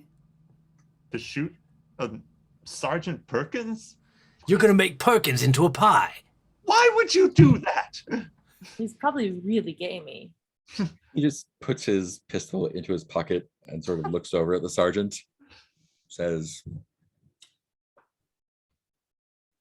"Don't you think you better be cleaning that up?" And turns and starts walking away. No, we That have to keep man him is here. This is the man- new game. That man is insufferable. I don't care about the mystery anymore. We're keeping this guy around. I would like to annoy the dickens out of him. Shouting after him, do you think you can just leave us? Yeah, that, Well, I've heard about you. I think Francis is like, yes, sure, walk away. Know when you are vested in the game of gossip. I think he's walked off into the fog as you're yelling. Pretend you can't hear us. Now we're just all being. How is Francis dressed? We're really trying to work through the trauma of what just happened. This is how we do it.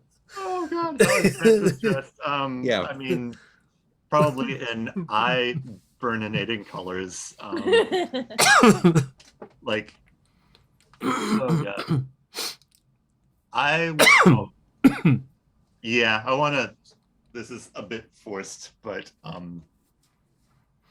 he has decided to wear his Roman-inflected outfit. So relatively drab colors for Francis, but arranged subtly, like a sash, arranged subtly like a toga, like the gentleman that we saw in the Nice. Roman scene. Does he have a hat? Like we're playing 20 questions.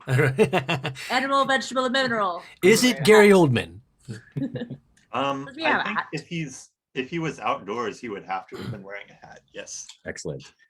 So as you're yelling into the fog, It is a green low hat designed to evoke laurels. There's like a little laurel nice. sprig in the side.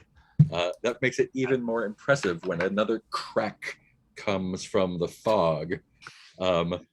Damn it. We don't need more people. Neatly knocking the hat off of your head, and since it is quite low, it's clear that the shot was very well placed, because just an inch lower and it would have grazed your scalp.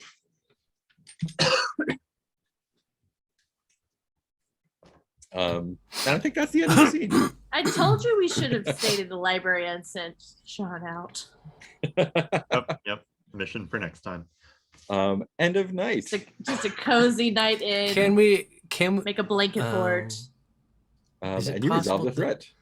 does the night have to end there? Yes, the night ends there. That is still young.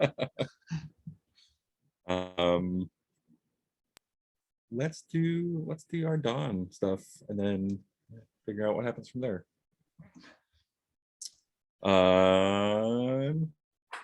Some point, Cool. at some point, I want to have a nice, vulnerable conversation. Yes, Yeah.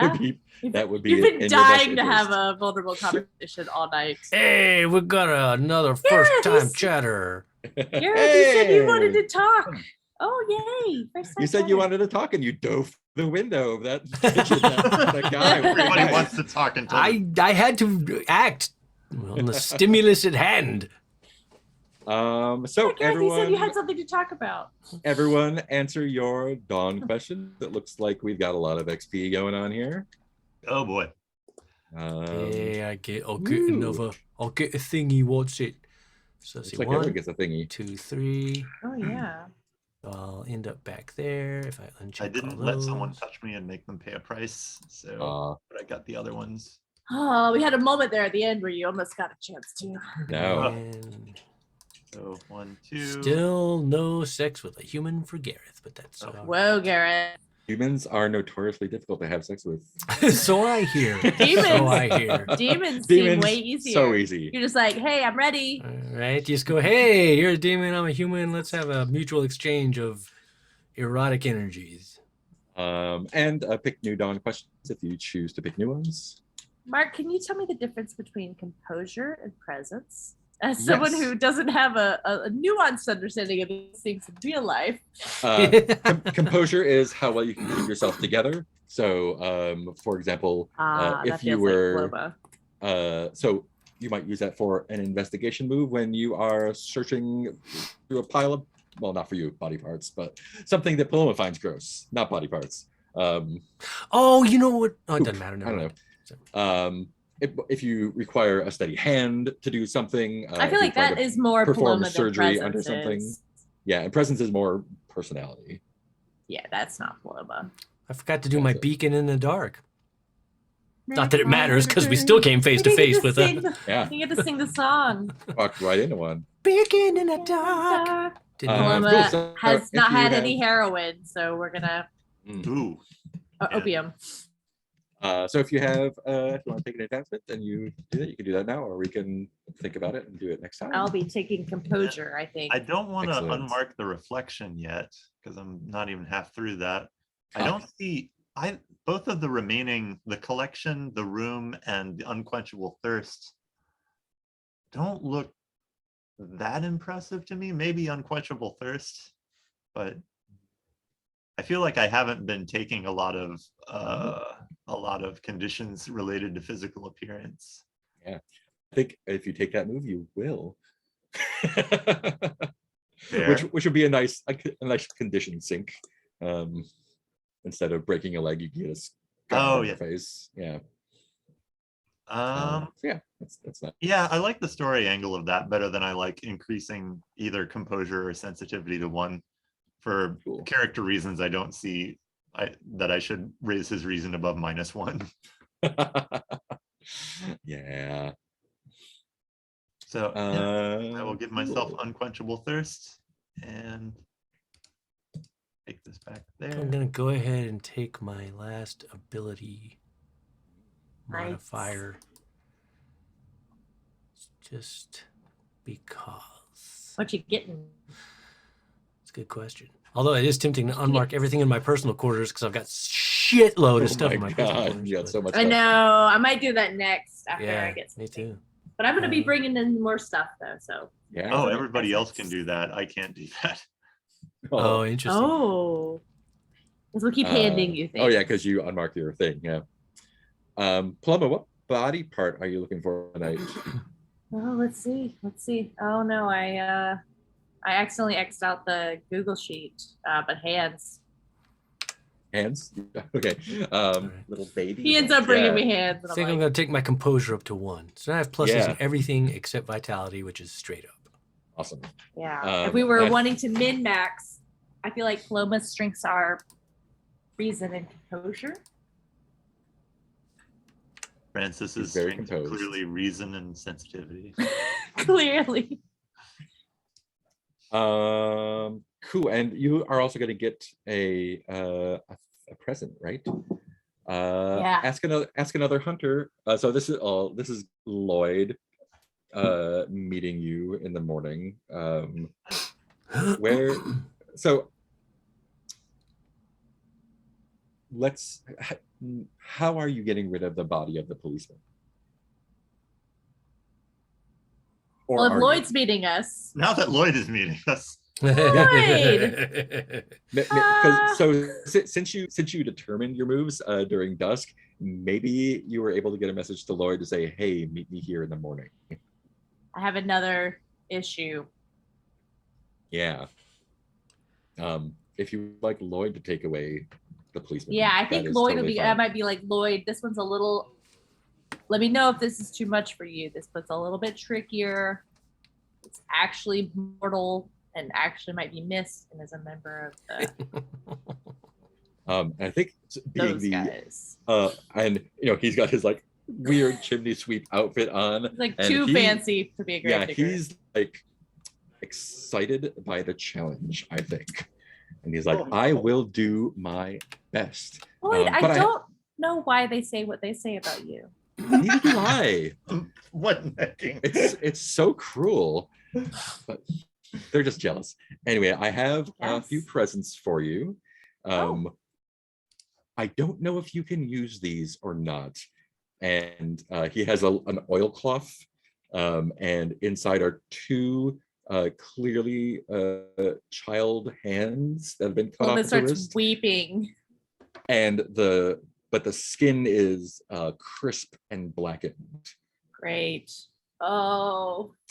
This is from, I don't know if you want to know where it was from. Lloyd, shush. Lloyd, and then puts a finger on. Thank God for the age of industrialism, I guess. That's fine, Lloyd. I think I know where these are from. I don't know why people dig graves anymore when the factories are right there. I think I can give these a new life, maybe. Oh, well, I don't need to know what you do with them afterwards. Right some wrongs. Which hunter would you like to ask for a personal quarters item? I don't, either one. Does anyone have a hit? So this is something for her personal quarters or something? Something that Lloyd is bringing her. Yes. Oh, he's bringing her for personal. Oh, okay. I'm thinking about what happened today. Would Lloyd be bringing something relevant to what we did today? It's up to you. Oh, okay. Oh, it doesn't have to be. Yeah. I do have a hit. Found grave digging tonight. I have a hit, even though I don't necessarily know how it would be used or whatever in the game. Not that it matters. I have a thought too. But for some reason, I thought maybe Lloyd would be like, I've noticed you seem very into reading and research and science and things. Yeah. And I found in one of the old mausoleums this old tome on more esoteric fringe science theories. It seemed right up your alley. An ancient book of fringe science. Love it. Gareth, I added. Continue to feel more and more understood and seen by you every day. That was Lloyd that brought you. Oh, sorry, Lloyd. Yeah. Oh, maybe Paloma thought it was a gift from. Is this from Gareth? This looks like something Gareth would give me. Oh, from you, Lloyd. Oh, that's very creepy. How do you know this about me? I like to know my customers. It's been a long night. You three. Not your type, Lloyd. Scoot along, and I will take care of the mess here. I don't fancy going inside. Is it okay if I just take the one in the alley? Yeah, do what you need to do, Lloyd. Lloyd, you don't need any sort of recompense or overtime or. I will take what I need from this gentleman here. Paloma insists on paying him. It's like, no, that's really weird. So wait, just to be clear, he's saying he's not going to take care of the body in the shop? There's no body in the shop. The body in the shop got dragged to hell. I thought someone had been shot in the shop. The second shot didn't kill anybody. Yeah, the second shot just knocked Peter's. There's a lot happened. Right. I don't remember how. I know, so much going on. So many shots and deaths and. So he shoos you away, shuts the back door of the shop, and starts whistling as he takes some tools out of his Understanding the rumors about Lloyd, he's a little too happy. If Francis is here, I think Francis is just blinkered. Like, he's happy to do his work. Okay. Maybe I'm just in an awful mood after last night.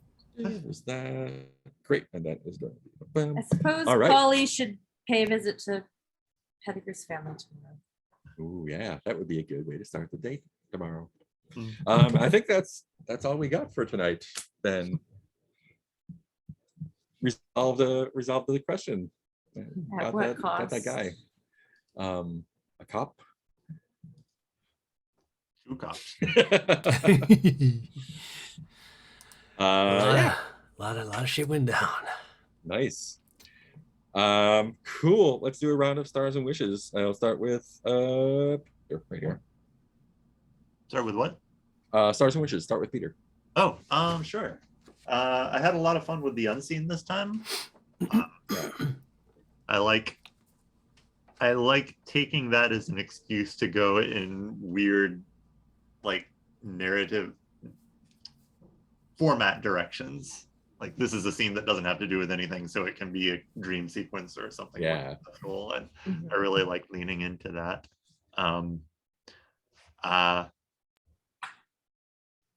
Let's see. I felt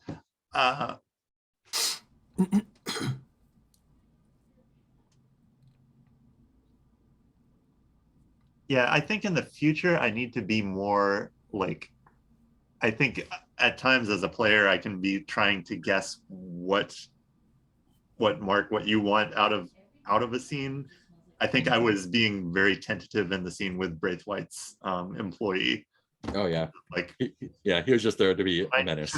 And then I think I finally got out of that when I was like, okay, this is what Francis is doing. He's just kind of lecturing the guy. Let's see.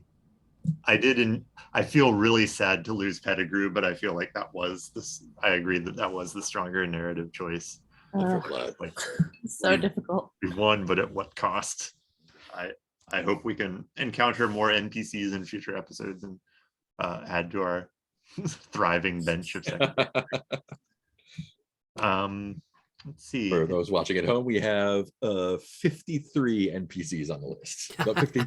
How many have died? More. 2, 3, 4, 5, 6, 7, 8, 9, 10, 11, 12, 13, 14, 15, 16, 17, 18. About almost 20 dead. But yeah. About More It's alive. a dangerous place. It is. That's why Hargrave House exists. Oh, I did love finally getting to do a vitality thing. Yeah. Yeah. Clong. Princess. Bong. Awesome.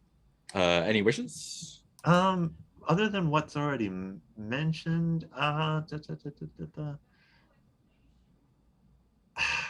nothing's really spring. I silly, but I think that we do need to see the Fancy Rat Association. Oh yeah, Fancy Rat Association. Yes, we do. That'd be so delightful. Yeah. And Maybe we do some forensics on those bones so that we can make sure. I they know really that hope in they've the been future I taken. can keep my mind more open to, let's just go to a location or a group that's not been established and, strike out in some new direction. Trying to be more like Mandalorian season 1 and less like properties that stay within the established. Awesome. Okay, Cool. that's what I got. Awesome. Nicole. Yeah. I think it's a sign of a really compelling game and story when those decisions are so difficult. That moment where I was like, I don't want to kill that guy, but I know that it would feel cheap to mask that up. That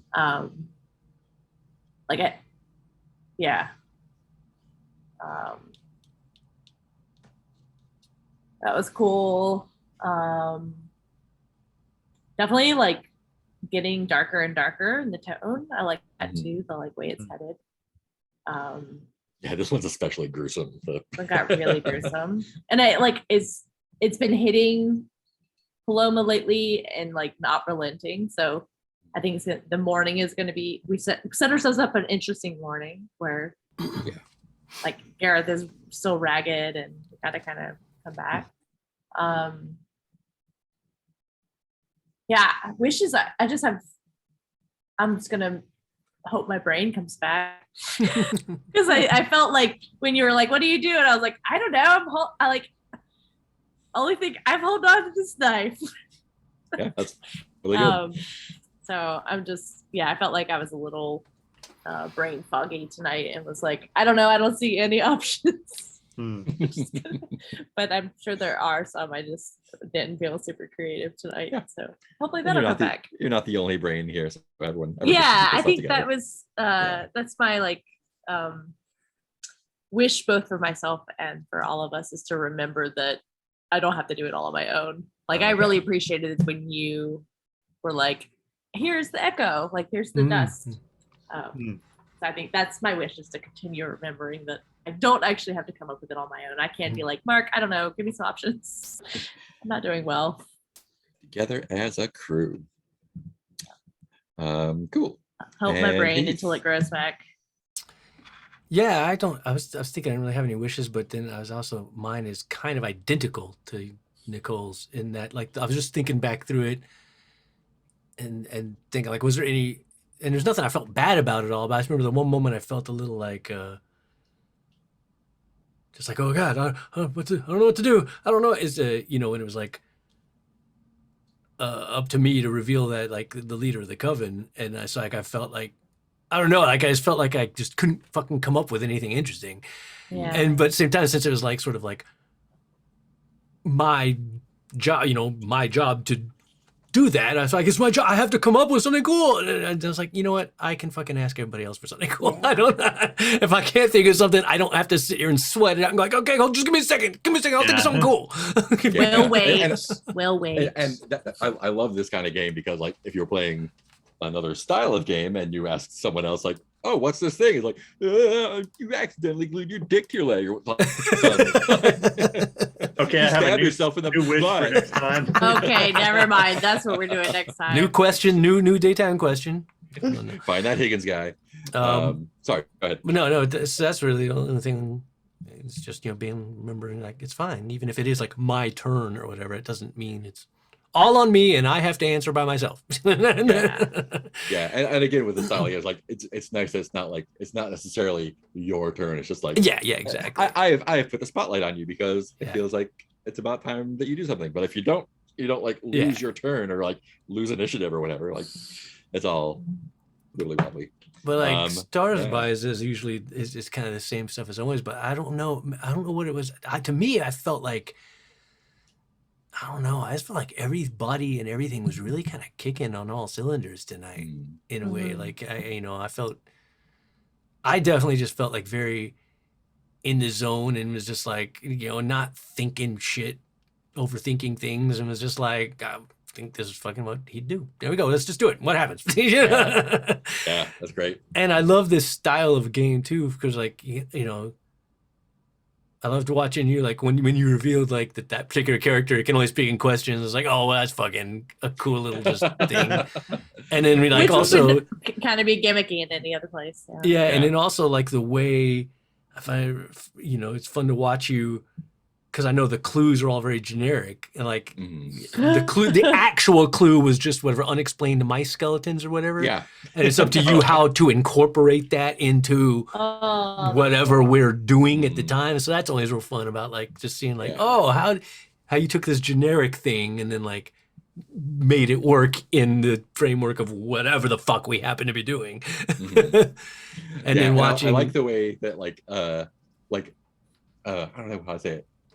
Like, I don't like, for that guy, I don't think he's intended to talk a lot, but I love that. Like, let's keep this guy talking. Yeah. It wasn't an information move. It's like, it feels like it's time to reveal some more mastermind stuff. So I got to do that through this guy, I guess. Okay. Now that he's been talking for far longer than in questions. Like, some of my favorite things in like an improv show or something is like, read this poem I wrote or whatever. Like, oh yeah, sure, I can do that. But also thank you for giving me the opportunity for doing something I would not do normally. Yeah. Yeah. But then it was really fun watching, and then I enjoyed when Francis turned on blathering mode. Yeah. And then also the side kick of how that somehow chain reacted and got Paloma, pumped up. It was just fun to be like, oh, he gets blathering and Paloma's like, oh yeah, this is now we're back to our familiar we're safe chemistry. now. Yeah. Yeah. Back on our home turf. Yeah. Yeah. When Francis is acting indecent with the frying pan, things have gone off the rails. But back to blustering, we're fine. I love the way this game makes stuff happen. Like, one of zoom out philosophical point. People say like, oh well, I can run anything in any game. Well, just use GURPS to do our flag means death or whatever. But I love games that make you do things that we have rules because they make us do things we wouldn't normally do. I'll like the four of us could get on stage or on Zoom and just like make up a story, no problem, and it would be great. But like the question, Higgins showed up because you rolled a 12 on your theorize move. Like it's like, okay, then if you roll a 12 when you're solving the thing, answering a question, the mastermind incorporates themselves into the thing. So I'm like, how the fuck is she gonna show up in a fucking pie shop? But that was after like it all kind of just like steamrolls. Like, oh, the complication from you killing the cop is that you were seen killing the cop. The complication from that is that the mastermind is trying to, for some reason, try to keep evidence of your activities from becoming public. Like, I know we've been too loud. Yeah, so it's like I really love that mechanically it forces me as a GM to do stuff I would not normally do. Yeah. So that's really cool. Well, the same with like. Yeah. Sorry, I didn't want to interrupt you. Yeah, go ahead. Yeah. I was gonna say the same with me in that like I don't like. I'm thinking back on the arc of this game, and like I know it was not intentional on my part, but like if I remember correctly, Gareth did not start out as like a super impulsive character. That just seems to be a thing that's like happened lately, where suddenly he's just like fucking just jumping on shit and just being like, fucking act. I think that has been an interesting part that has shown up too, of like where each of the characters' triggers are. Because like with Paloma, it's children. Oh yeah. Or being a mother, and then Paloma doesn't act as reasonable as usual. And Gareth, it's like with the covens in play, he's like all of a sudden way more twitchy. Well, but like I said, it wasn't a conscious choice on my part to be like, he's gonna start being more impulsive or talk. But I just, it's interesting to me as a viewer because I'm like, I feel like his character has changed over time. Like just he's getting darker, he's getting more impulsive, he's getting less controlled, and it's all like not something I did on purpose, but it's still like really interesting for me to watch, even though I'm playing him. And I'm like, ooh, let's see where this guy goes, Yeah, and that's what like my biggest star, I think, for this one especially, but in general, it's just I'm always so as a GM, I have a certain amount of leverage over what happens, but I'm always excited to see what's going to happen because I literally have no idea from moment to moment. Like knife dude was not there until you got a mixed success. Like you could have just like fucked around and like searched the kitchen and got some clues and gone somewhere else. But weird that everyone's scared of that pie shop. Yeah, but like seeing not only like what happens through the mechanics, but how you guys respond to it and come up with stuff like doing a ritual to send him to hell because he killed like all this, hitting him in the head with a frying pan and the mother freaking out. Like everything is like during break, I don't know if I said it's like I'm really excited to see what's going to happen when we get back. I like as a GM, I have no idea what's going to happen next, and that's such a good feeling. You haven't charted out the full like arc of guys, and also I'm a very lazy GM, and I'm not gonna chart out a multi-season arc. It's like no, whatever happens this time is going to happen, and it's going to be great. So, seducing the fish. Seducing the fish, yeah. Hey, I'm so glad I ended up asking for input because, like, I think that ended up with the most interesting choice. I didn't have a good hit on an interesting choice, And then once we kind of tossed around, it was like, oh, fuck yeah, mother-in-law, that's cool. Yeah. My wishes. I'm just what happens next. I don't know. I don't have anything specific.